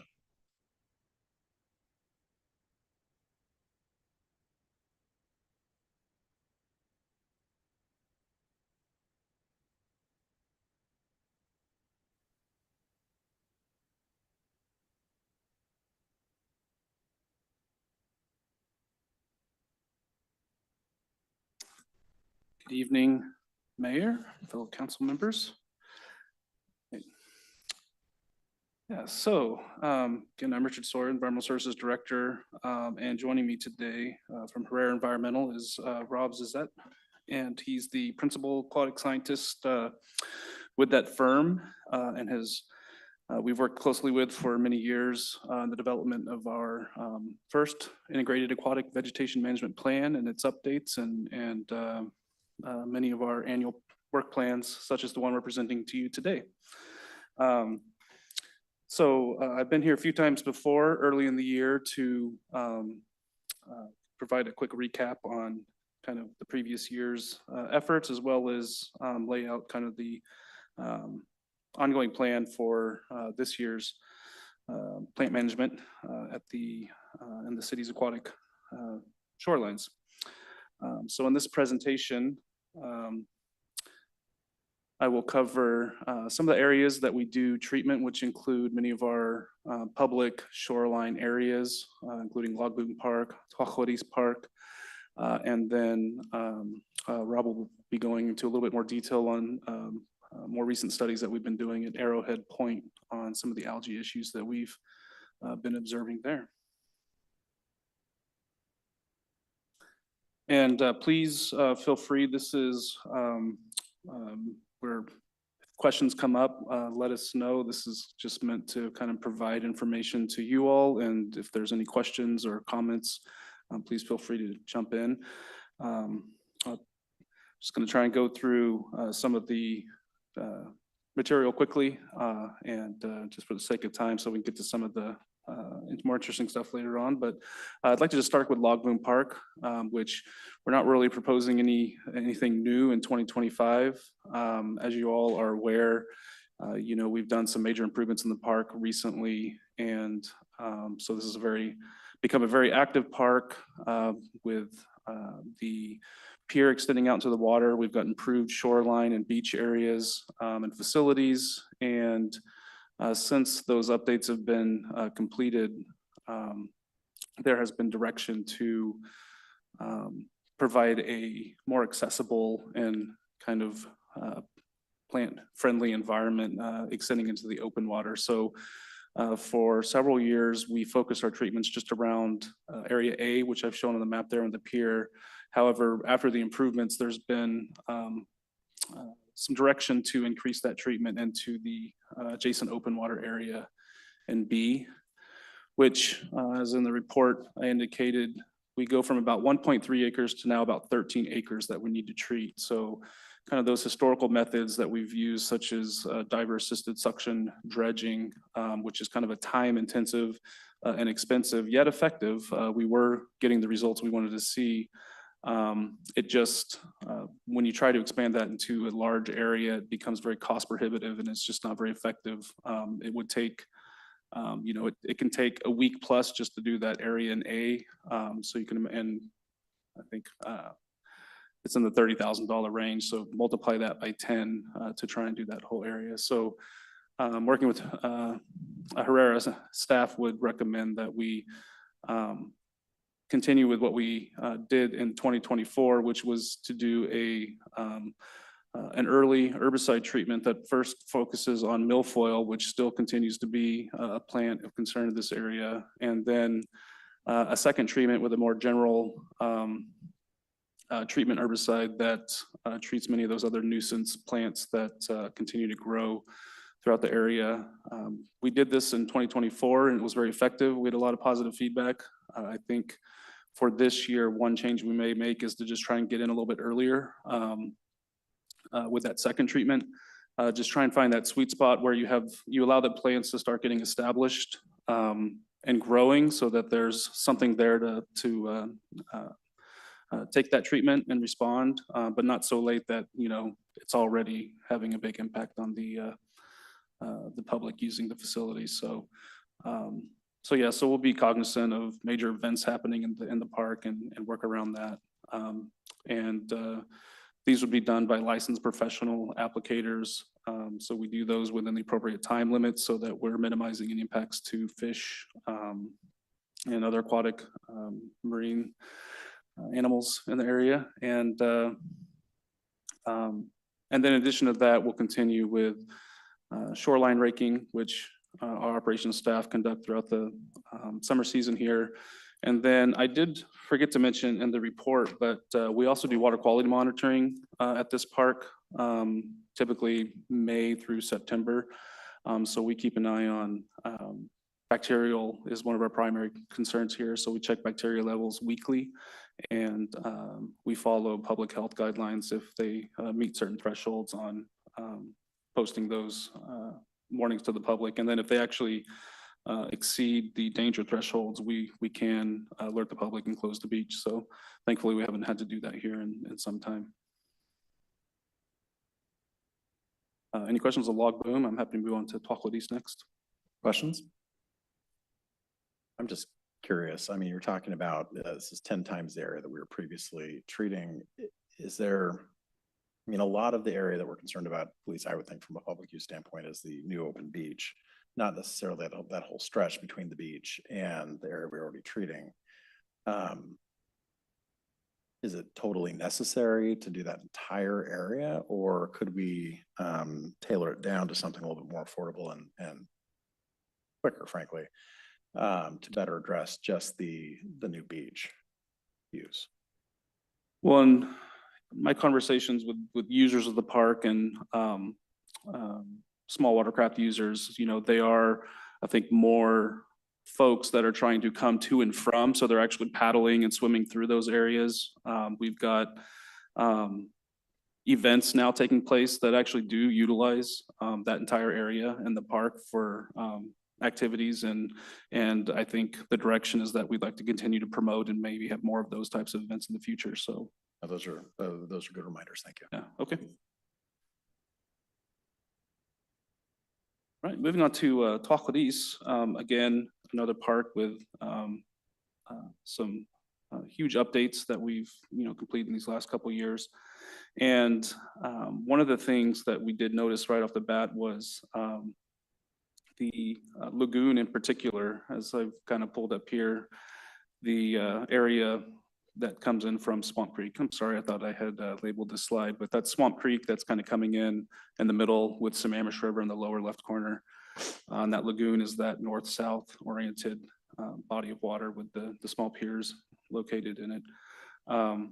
So we worked with Herrera and we monitored this this season, and we did not do any sort of treatments other than some mechanical removal later in the growing season.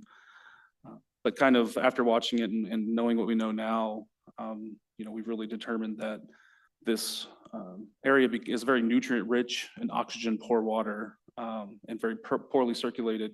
And this is resulting in some really heavy algae and plant growth. These are both an issue in the lagoon. So after reviewing a lot of different options, what staff is recommending is that we look into acquiring an aeration system as a long-term fix for the lagoon area. And what this does is it helps oxygenate those waters that will target some of those symptoms that we're seeing with that heavy algae growth and resulting plant growth. However, in the interim and as needed, we would also recommend some algicide and phosphorus inactivation treatment, which I kind of describe more in the report that was provided from Herrera, to kind of assist and get that aeration system kick-started going. And then additionally continuing with that manual skimming, because I think just with the location, we've got a lot of debris and material coming down from Swamp Creek.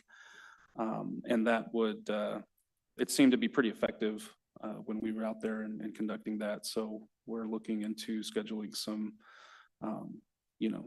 multiple manual skimming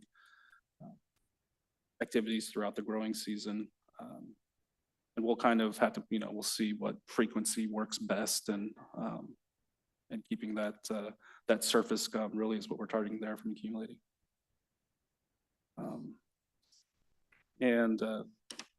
Again, also one last thing I will point out is we also do water quality testing throughout the summer season at this park as well. So we collect weekly samples and primarily focus on bacteria growth. Same, and those are coordinated at the same time as Log Boom Park sampling. Yeah, so happy to take any questions here. Councilor Skrillex. Thank you for this. This is a passion area of mine. And just a quick question on this park. Is there any logic in doing a couple of these things kind of incrementally? For example, doing the aeration, which is fairly obvious that it's needed. And we have the descuzzer, the skimmer, but just doing those initially and then kind of seeing how effective they are before we introduce the algicide. I mean, maybe it doesn't make sense to do that, but that was a thought I had. I think if I can ask Rob to jump in, provide some answer for that. Yeah, we actually presented 3 alternatives: aeration, algicide, or phosphorus inactivation. Aeration is about the 1/10 of a cost spread out over 10 years of those chemical treatments, and should be sufficient. So in fact, what you're suggesting is exactly what I would recommend, which is go with the aeration. And if it needs to be supplemented with a chemical, then we can look at that, what would be appropriate at that time. If the aeration system can get constructed soon, that aeration needs to get started early in the season, because you can't make up that oxygen depletion buildup. It's hard to anyway. And so it would need to be designed and constructed, by May or June. Yeah. Well, and on that note, I mean, are we poised to do that? If we say yes today, are we poised to do that, I guess is the question. Yeah, that would be our recommendation, is to, after this, start, putting together a bid package and looking at what products there are and moving forward.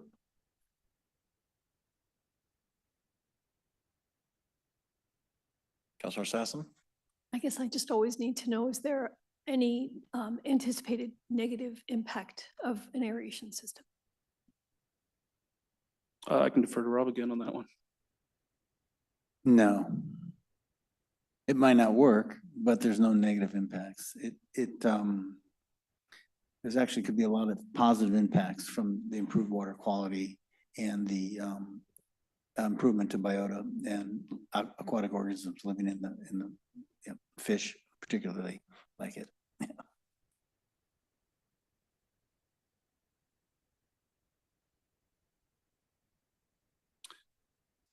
I wanted to also just point out, because we'll often get calls, throughout the warmer months along the river, and just to be transparent with you all and let you know that, when we receive, complaints or calls about the actual river itself, we do, communicate with other users of the river. City Manager Carlenzi will often be out in his canoe. He's taken me out with him just to kind of see the status of that. And we often do find that the main channel of the river is navigable. Oftentimes it's the shorelines that really get kind of mucked up with growth. And then if you kind of stay on the path out into the slough even, you can generally, it gets kind of shallow, but you can get through there. Again, we understand that, you can't really deviate from that main channel without it getting very shallow and experience a lot of heavy plant growth. But we just don't really have the capacity for a real effective treatment for that. And that's really, I think we're trying other efforts more regionally to resolve those issues, which are kind of river-wide with nutrient issues, sedimentation issues, and other factors that just are the type of work we're doing at our beaches and things just wouldn't be adequate to try and solve all the issues here. But just to let you all know, we do get those calls and we hear those, and that's typically our response.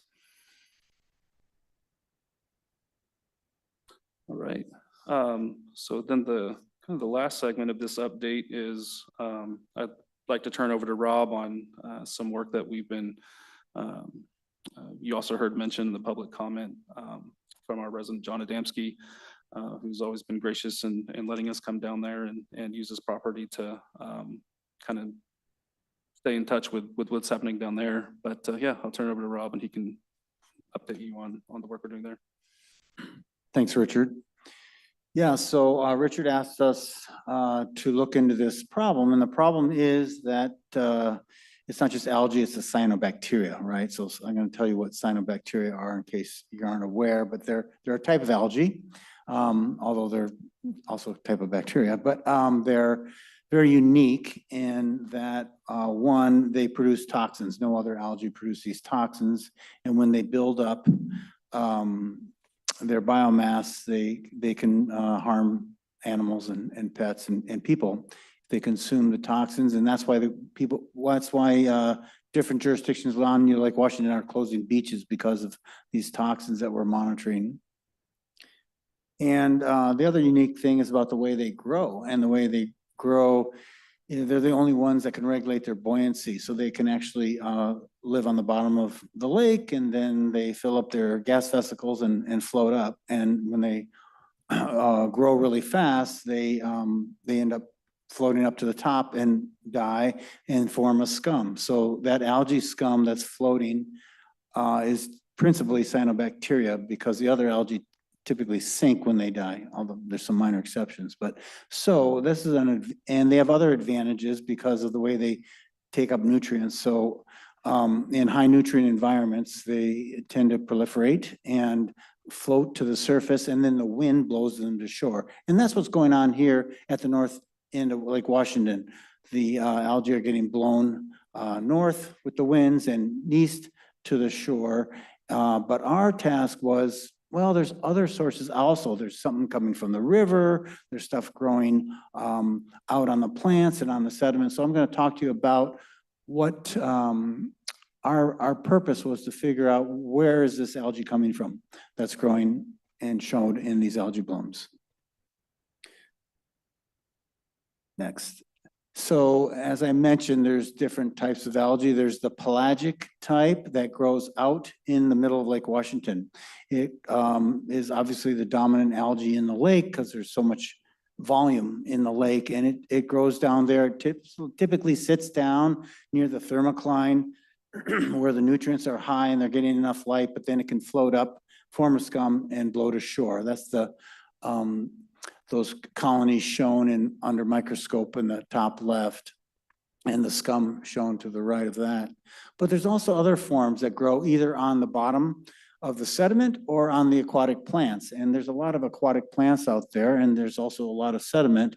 And so this benthic algae that grows on sediment, or periphyton that grows on aquatic plants, can form some of these pictures that you see on the right. And so that's what we were trying to investigate is it the algae growing on these aquatic plants or on the sediment that's coming up and then washing to shore along the beach, or is it the pelagic version that's going to shore? So we went out there in sort of a simple way of just using a field instrument. We have a multimeter that has oxygen, temperature, pH, dissolved, and conductivity. And we also have unique probes on there that measure algae pigments. It measures chlorophyll, which is a measure of total algae, and it also measures phycocyanin, which is unique to cyanobacteria, a cyanobacteria pigment. So we deployed from the boat this multi-parameter instrument on 2 occasions. When a resident told us that the algae was accumulating, we ran out in September and again in November. And we measured all these parameters, but including those algae pigments along the shoreline. We also, when we saw scum, collected the samples and they brought it back to me, and I looked at it under the microscope to see what species were in it. So that was pretty much the methodology that we followed.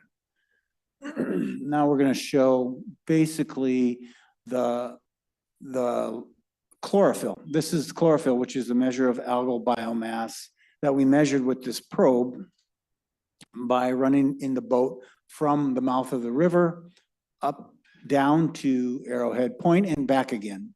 Went down on the near shore and came back a little bit deeper. And what we did see though is the brighter colors in green show higher concentrations of chlorophyll circled in the red lines here that tend to be accumulating in the mouth of the river all the way down to the end of the water lilies. What you don't see in the left one on the 17th is we didn't get to shore. That's because that's where the water lilies were. So if you're familiar with the water lilies out there, they're in that area. But by the time we went out in November, they had all died back. And so we followed near shore. But you can see that's where we saw most of the chlorophyll. But this was real interesting, but it still didn't tell us where is that chlorophyll coming from. And by the way, I don't have the graph of the phycocyanin, which is blue-green algae. It shows a very similar pattern to the chlorophyll. So we saw a lot of algae, and we also saw a lot of cyanobacteria as part of that algae. So we couldn't tell from that necessarily, was it coming up from which of these sources? Was it coming up from the sediment near the river? Was it coming out from the river? Was it growing on the nutrients being discharged by the river or washing to shore? But it does look like the river is an important source for sure. Next. And this is just an example showing what the water lilies were like in September on the left and gone by November. So let's talk about where they're coming from and how could we manage them. So the pelagic source, again, is probably a likely source given the large amount of algae that's in the large lake, Lake Washington is. But we would need more data to confirm. We don't really know for sure whether it's coming from there and blowing up there or not. How would we control the entire lake? Well, it could be with a local algicide treatment along the beach. That there are other lakes that do that. We just did that in Vancouver Lake last year. It's a big lake, and did an algicide treatment just at the public beach to control, to keep from closing that beach from toxic algae blooms.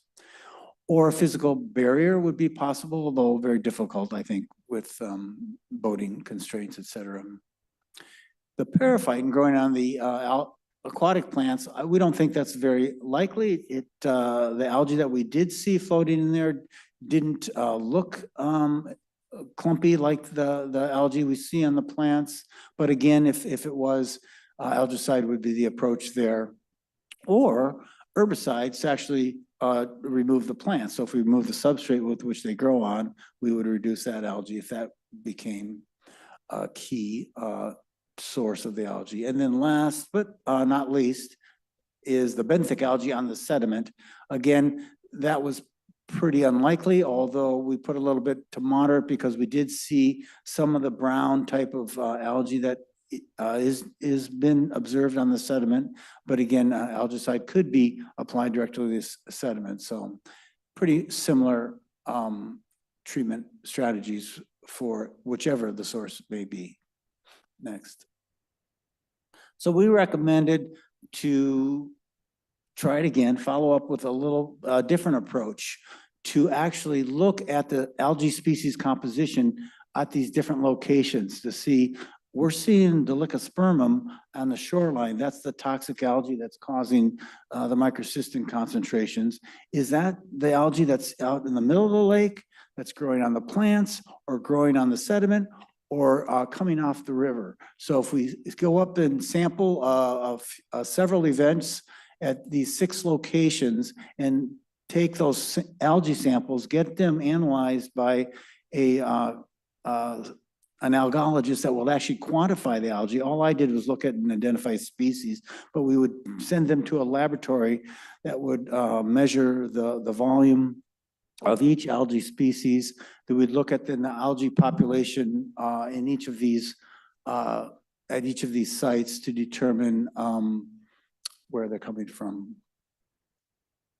And we're looking at doing 7 events from August to November, but we're talking about actually moving that later. The problem actually occurs more in the winter. than it does in the fall. So we'd probably actually initiate that later, like we did in September or maybe even October, and extend it into January or so, because it's very abundant right now. And our estimate was $35,000 to $50,000 to do that study. And I'll take questions.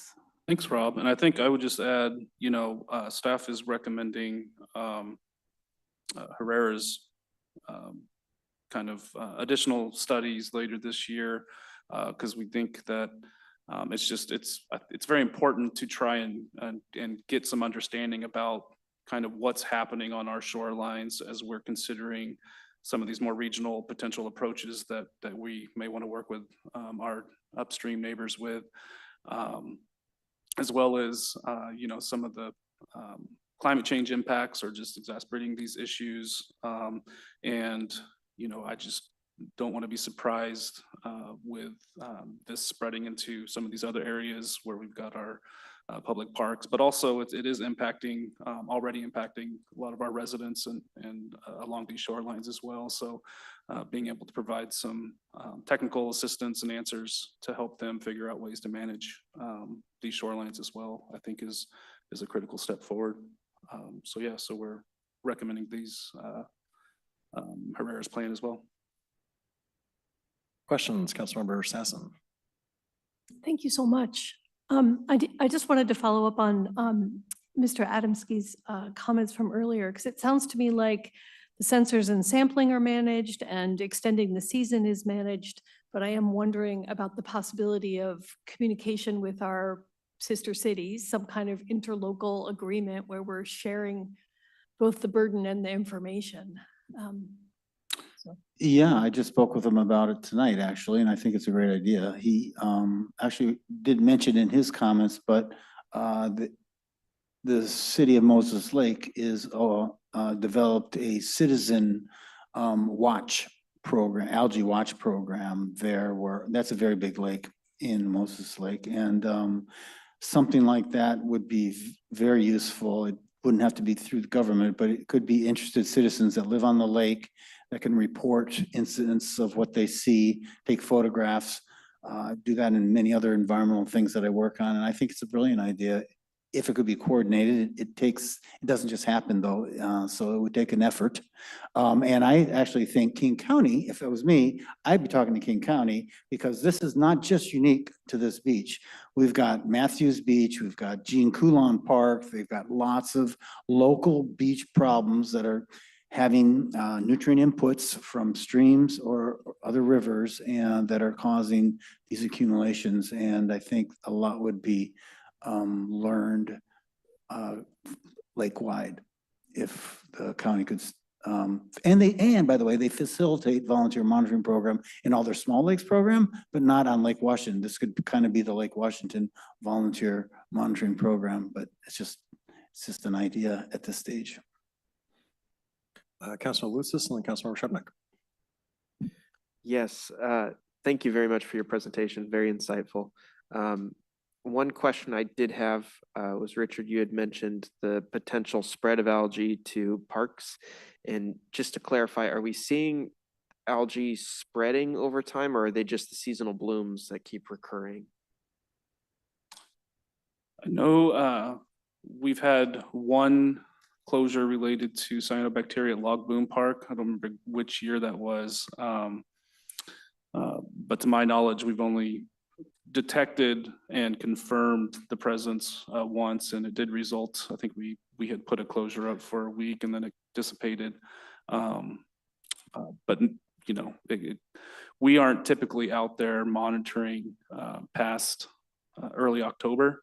And as I think Rob mentioned earlier, these blooms, we're seeing them persist into January. I don't know how late you've seen them go, yeah. But that's, it is a concern of mine.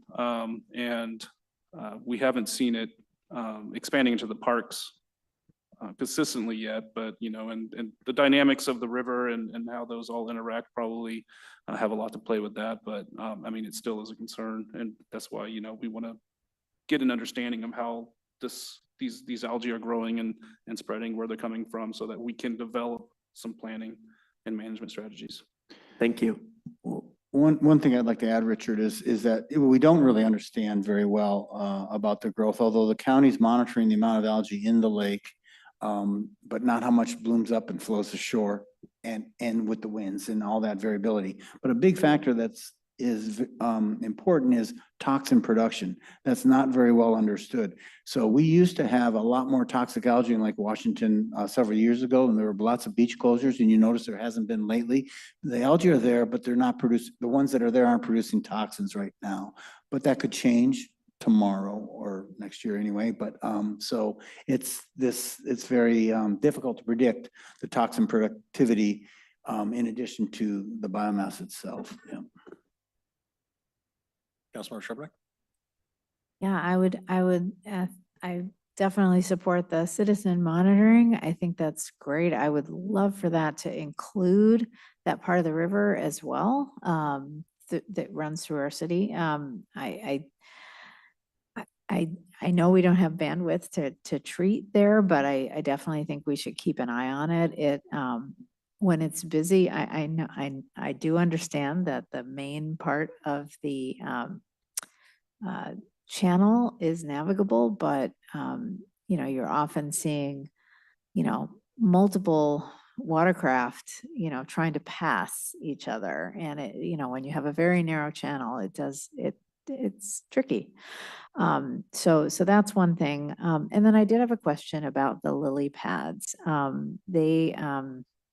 They're pretty, but there's a lot more of them than there used to be. And it's dramatic. And I mean, are they serving an important ecological benefit? I mean, are there management strategies? Yeah, I'm just curious about that. No, they're a noxious weed and they're not serving an ecological function. In fact, they impact ecological function by creating very calm water, anoxic water, and they basically exclude a lot of fish that need oxygen under them. So, but I will just say that if it wasn't the lily pads, it could be a submerged plants too. You've got a lot of these other species of submerged plants that are growing very densely, namely the Valsenaria or the tape grass. So it could be replaced by something else. It's in kind of a prime, shallow, protected area with next to a nutrient-rich river. So by treating and or eliminating the water lilies, you do have the risk of it being invaded by another noxious weed, you know, or native plant and excessive growth. So it's a challenge. But yeah, it's not a good thing. Deputy Mayor? Great question about those water lilies. And it really does open up questions for me in my mind as well. Because it seems, yeah, although it could be replaced by other weeds, it just seems like, could it also be fodder for algae as well? Like part of the problem? It is definitely part of the No, actually, they shade out the algae, so there's no algae growing underneath. Well, I shouldn't say that. Yeah. There could be some, but I wouldn't. Yes, there could be some. There could be some cyanobacteria growing in them, actually. I'll take that back, yeah. I'm really thankful to see this report. I'm looking forward to year over year. You know, I've got something that we can build on. I'm glad to see that we've adjusted the timing as Mr. Adamski brought up earlier.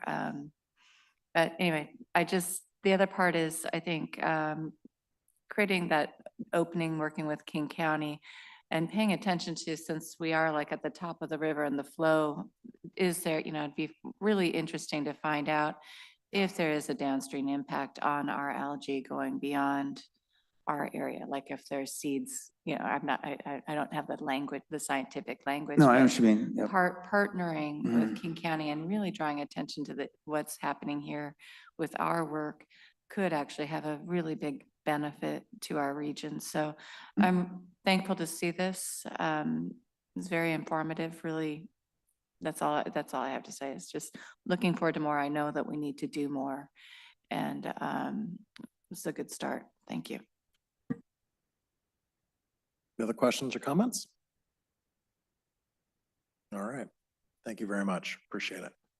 Thank you.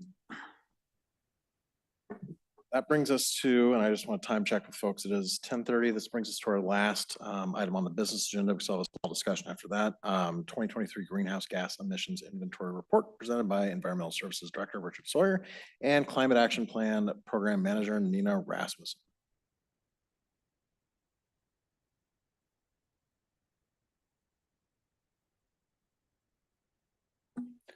And I did not ask him to praise Moses Lake. I know that's a sore subject right now. I almost made a joke about that. So, you know, those are words we don't say around here, right? now, That but- surprised me too. You could send me on a field trip and I can go check it out.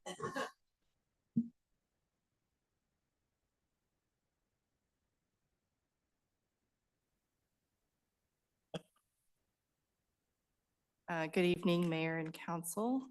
Tonight, we will be discussing the updated greenhouse gas inventory that was completed, and this covers emissions numbers from 2023. As stated in the Climate Action Plan and the Comp Plan, greenhouse gas reporting is intended to be completed every 2 years to get a snapshot of our progress. The last inventory was completed in 2019. However, we did start a 2021 inventory, but ran into issues of numbers that were skewed by the COVID-19 pandemic. So those did not provide an accurate representation of the actual emissions trends and how we are moving as a community. And in addition to that, inventories are very time consuming. And so with those two pieces in mind, we made the decision to move on to 2023 as the most up-to-date accounting of where we are right now.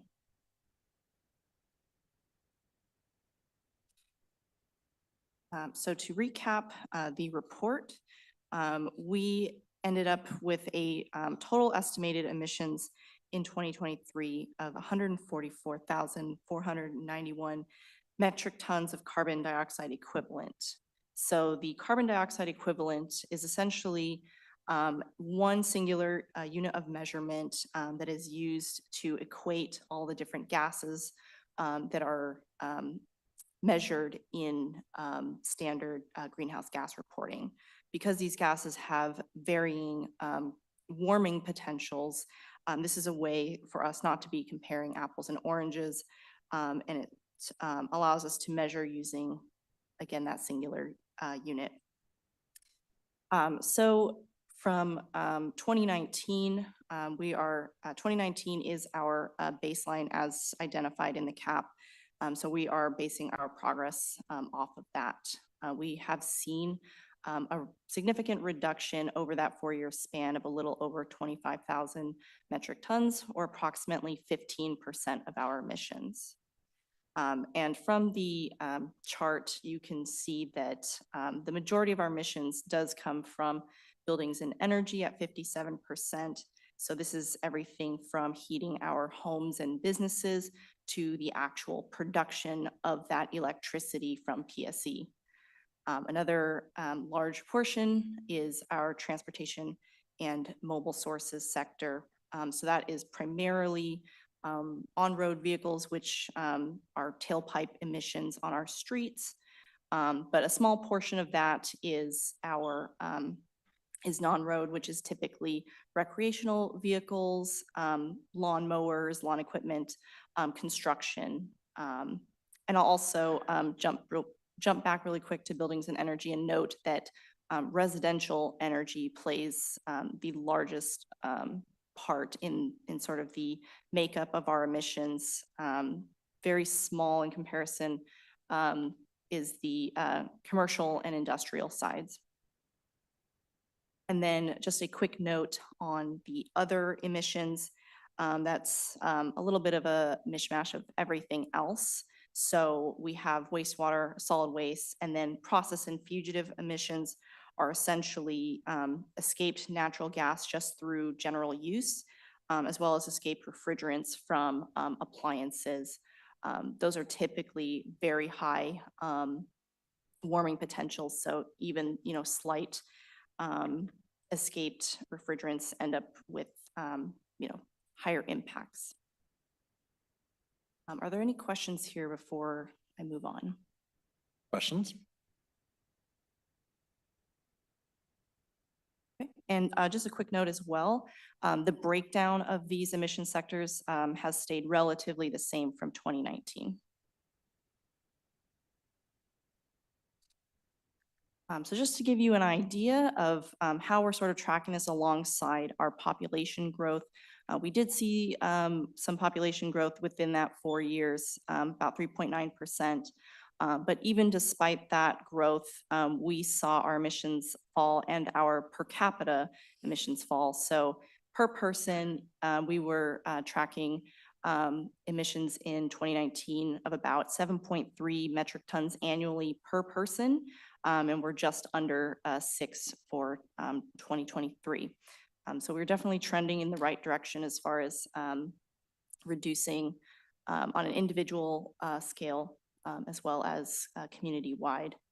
And I also want to note that as I mentioned before, buildings and energy and transportation are our biggest areas of emissions. We also saw that those were the biggest areas of reductions between years. I've got a really quick question on that one. Yes. Do we know how much of the, especially the reduction in energy use is tied to, I know the state passed a law, it has to be like 6, 7, 8 years ago at this point, to get energy production down to zero emissions by, I think it's 2045 or something. Do we have a sense of how, well, I mean, what would you attribute the drop in CO2 from energy to, I guess, is what I'm asking. Right. Sorry, it's late. So I think you're referring to the Clean Energy Transformation Act, or CETA. So yes, this is a good question. However, it is very difficult to parse out what is, how it sort of splits out as far as what can be attributed to which actions. We do know that general community-wide kilowatt hours did increase. So you're still seeing high usage, but you're seeing, because of PSC's source mix, lowered emissions. So that can at least partially be due to PSC's actions. We just don't know how much. Thanks. Moving on to government operations, this is everything that we do as a city that contributes to emissions.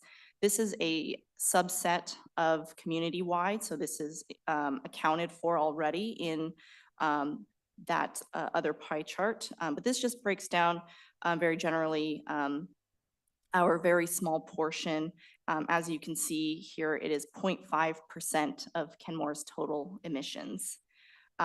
That being said, there are still areas for improvement, and we obviously want to get that as close to zero as possible. So we did see a slight decrease over the years. However, it was relatively insignificant, less than a 5% decrease, excuse me.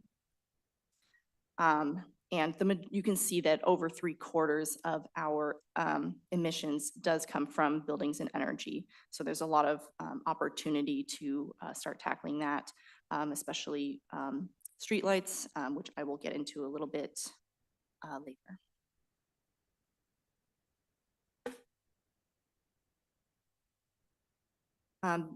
As I mentioned, we had about a 15% reduction between 2019 and 2023. However, we know that we want a 50% reduction by 2030.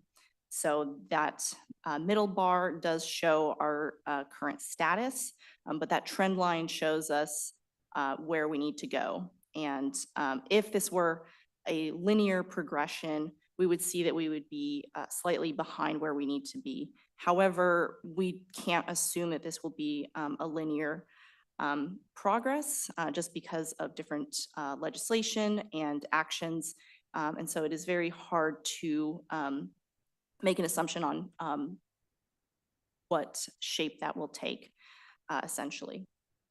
I think it's also very important to remember that there are a lot of external factors that play a part in our emissions.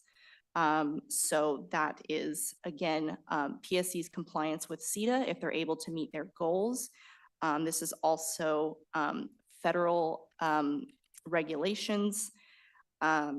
So, and again, with the current political climate, it can be, it may be harder to reach these goals. We might, there's a lot of conversations going on with regional partners, local partners on assessing what those impacts may be. But ultimately, we can probably say that it will be harder to reach our goals dependent on some of these federal and state factors.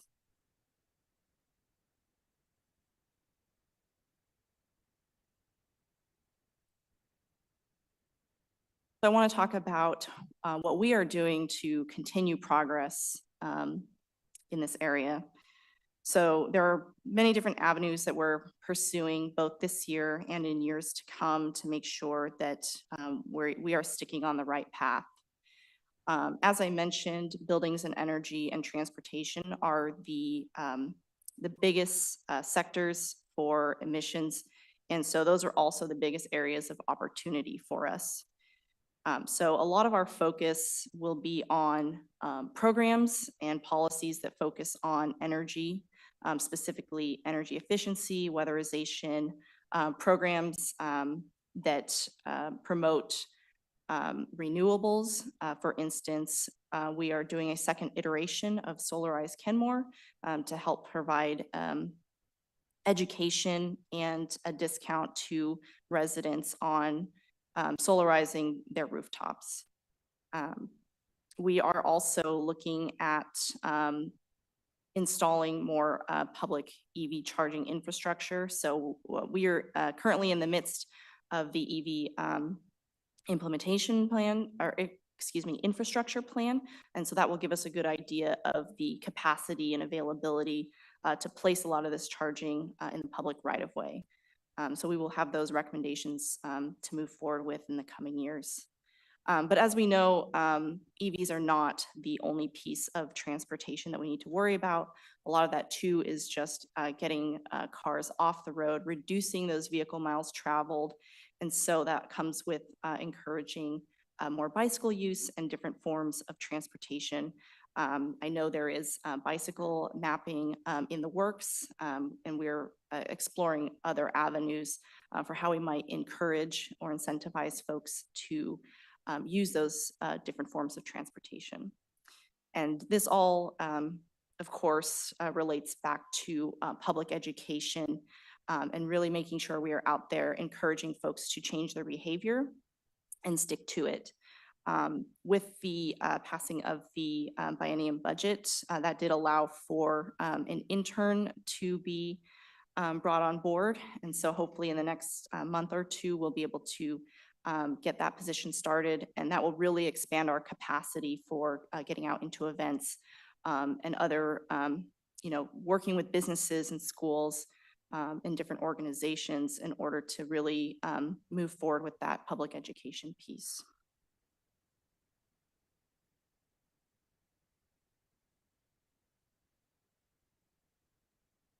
We also can't forget about our own operations in what comes next. So there are several different pieces that we have explored and are continuing to explore.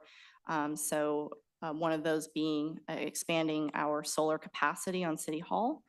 We did apply for a grant in 2024 for that.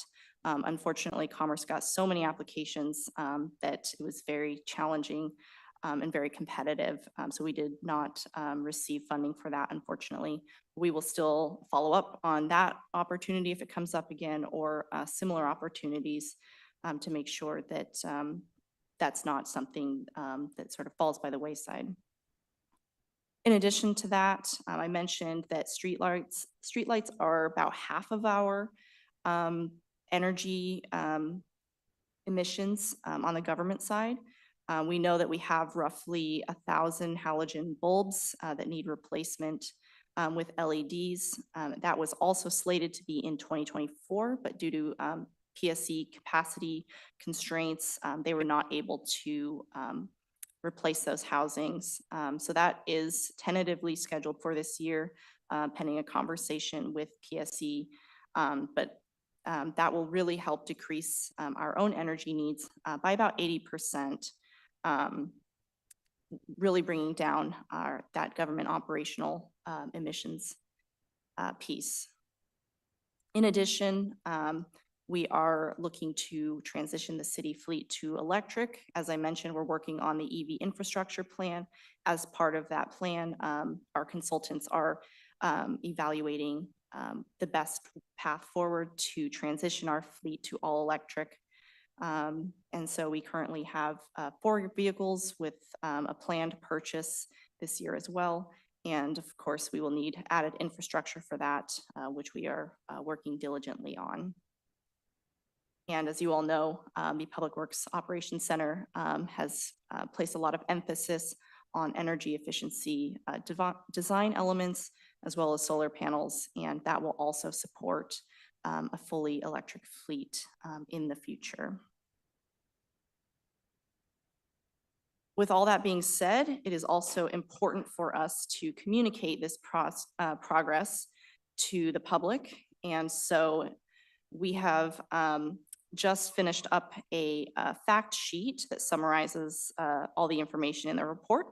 But that 28-page report is available for them as well if they'd like to read through that. But this will be something that we can easily, bring out to different engagement events and have a conversation with the public about really digestible. In addition to that, we're also exploring different avenues for creating a dashboard to showcase not only these inventory results, but other program metrics. So for instance, any CAP updates in general, tree inventory data, and perhaps some surface water data as well. And again, I mentioned that this inventory is updated every 2 years.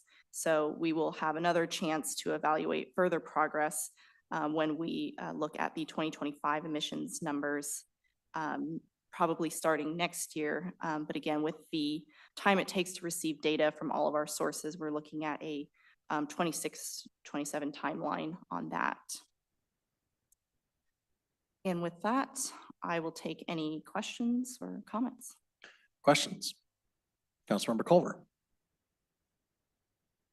Thank you. There were some fun ones on the last page. Let me pull this up here 1 second. My apologies. The assumptions, gaps, caveats, et cetera, which is all part of the modeling process, understood. But a couple jumped out at me. Kenware has expressed unease with providing information that would be used to calculate emissions. And then also any additional emissions data from our industrial neighbors is considered private and not required to be provided. Knowing that this is a top priority for our city and that, essentially the picture of our greenhouse gas inventory is incomplete without it, it might be hard to accurately sort of track our progress over time without those emissions. So I guess I'm wondering, for transparency, could we ask them harder or nicer, or could we pass some code to require them to disclose that? Is that something we've explored? I'm not familiar with the legality of requiring it. We could continue to ask for that information. I don't know. Dawn, do you have any? I'm gonna not put the attorney on the spot with that one. Future fun item maybe. Okay, time for. High level takeaways. The rate of reduction will need to increase in order to meet the goal of a 50% reduction by 2030. So we are not currently on track with our goal. That can only be achieved if local programs and policies are ramped up. So we need to pursue i.e. more ambitious climate action, and it will be critical to continually fund climate action to move the needle in a significant way. So we need to fund the cap. Well, I have tried to hoist that conversation a couple times and want to respect council's wishes not to discuss it further. So that's all I got. Thank you. Councilmember Shupnick. Thank you for this. Couple kind of technical questions. Did we use the same methodology in 2019 as 2023? Yes, and we even, we did a quality check with ICLEI, which is the organization that does a lot of guidance. Yeah. Mhm. Right, so there were even points where, you know, certain methodology was pointed out of, I don't know this is quite correct, so went back and checked on that in 23, and then also checked it in 2019 as well to make sure that everything matched. Yeah, because the reason I asked, actually, I think King County wasn't ramped up to provide the city-specific scale data then in 2019, but I think now we're using it. And I guess that's why I was asking, because I think in the 2023, we're using, am I correct, for both of the two big areas, building and transportation, or is it, I mean, I noticed it most for one of them, I think it was maybe transportation. The scale data from King County as opposed to local data. Right, so we are using scaled data as provided by Puget Sound Regional Council. And so they provide that on a county level basis, as well as breakdowns by vehicle type and fuel type, fuel economy. And so we do take that and so scale it by that we population. also have that in 2019. I didn't think they were ready to do that then, but Yes, they did have. Okay, cool. And then, yeah, it is, I mean, I guess we're all in the same playing field if we're all using PSRC data. I mean, if we can get more local data, I think that'd be better, but that would be changing our methodology. So I could argue both.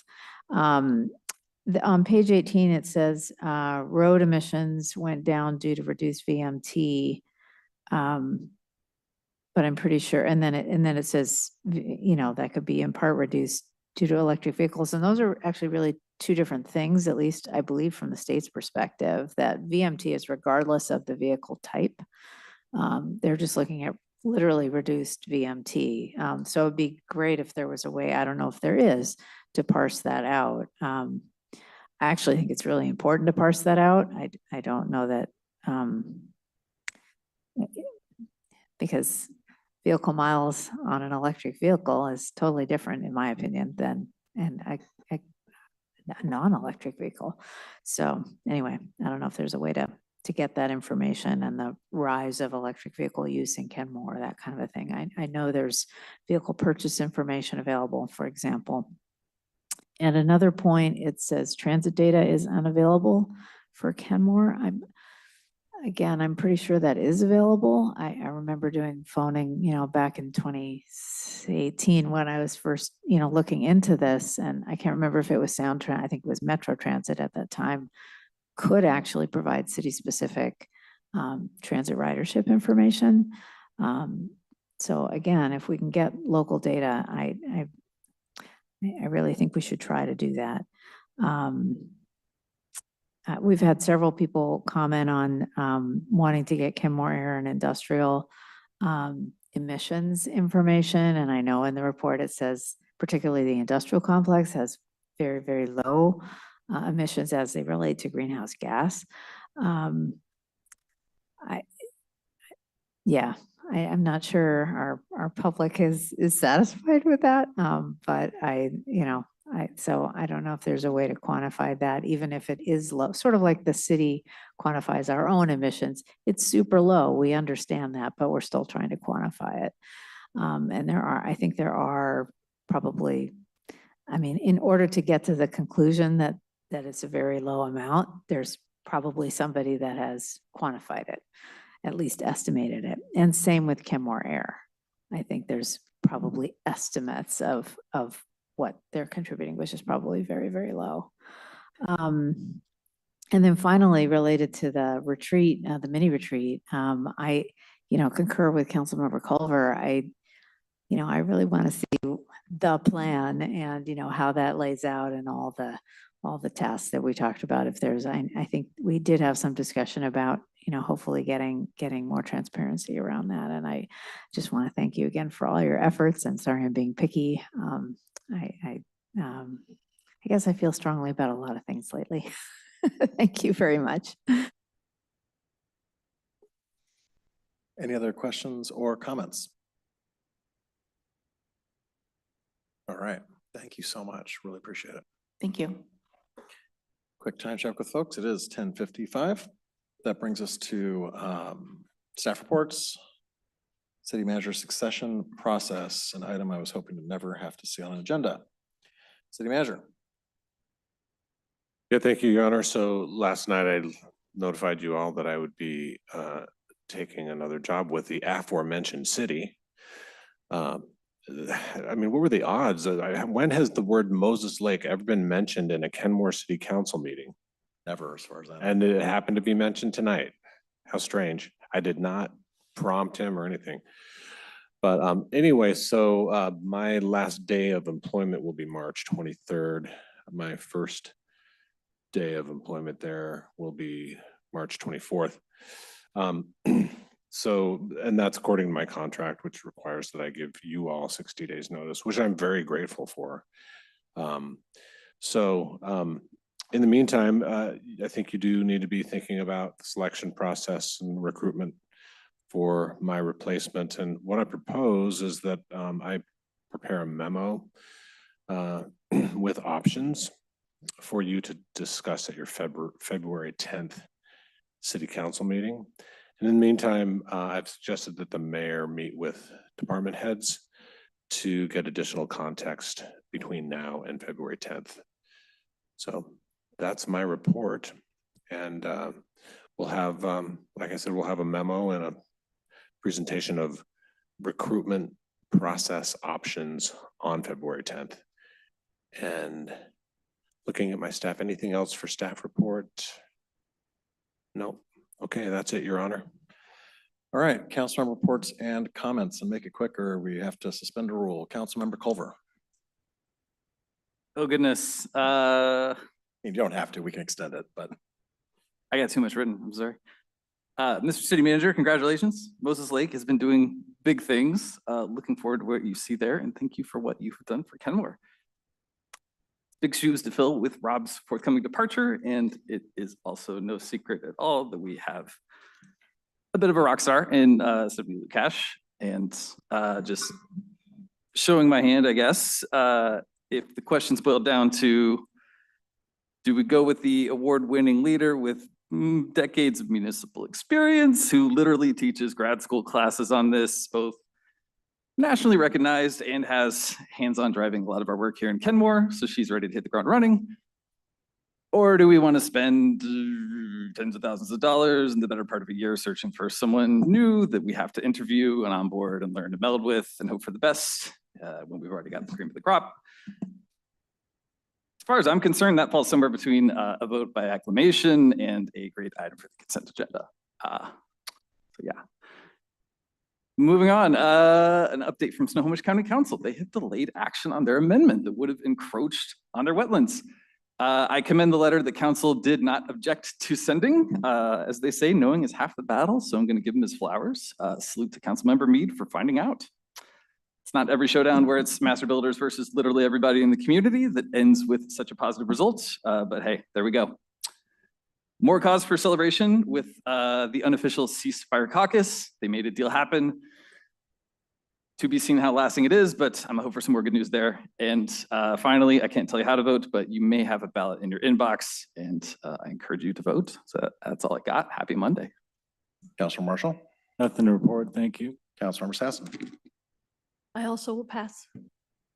Councilmember Shevnik. Nothing to add, thank. Councilor Lutzis. I'll make it brief. Thank you to our Public Works for diligent de-icer application. I've noticed on the roads during this cold spell. Thank you, Rob, for your years of service. I'll have more to say in the future. Deputy Mayor. Nothing this evening, thank you. All right, and at 11:59, with nothing more before us, we are adjourned.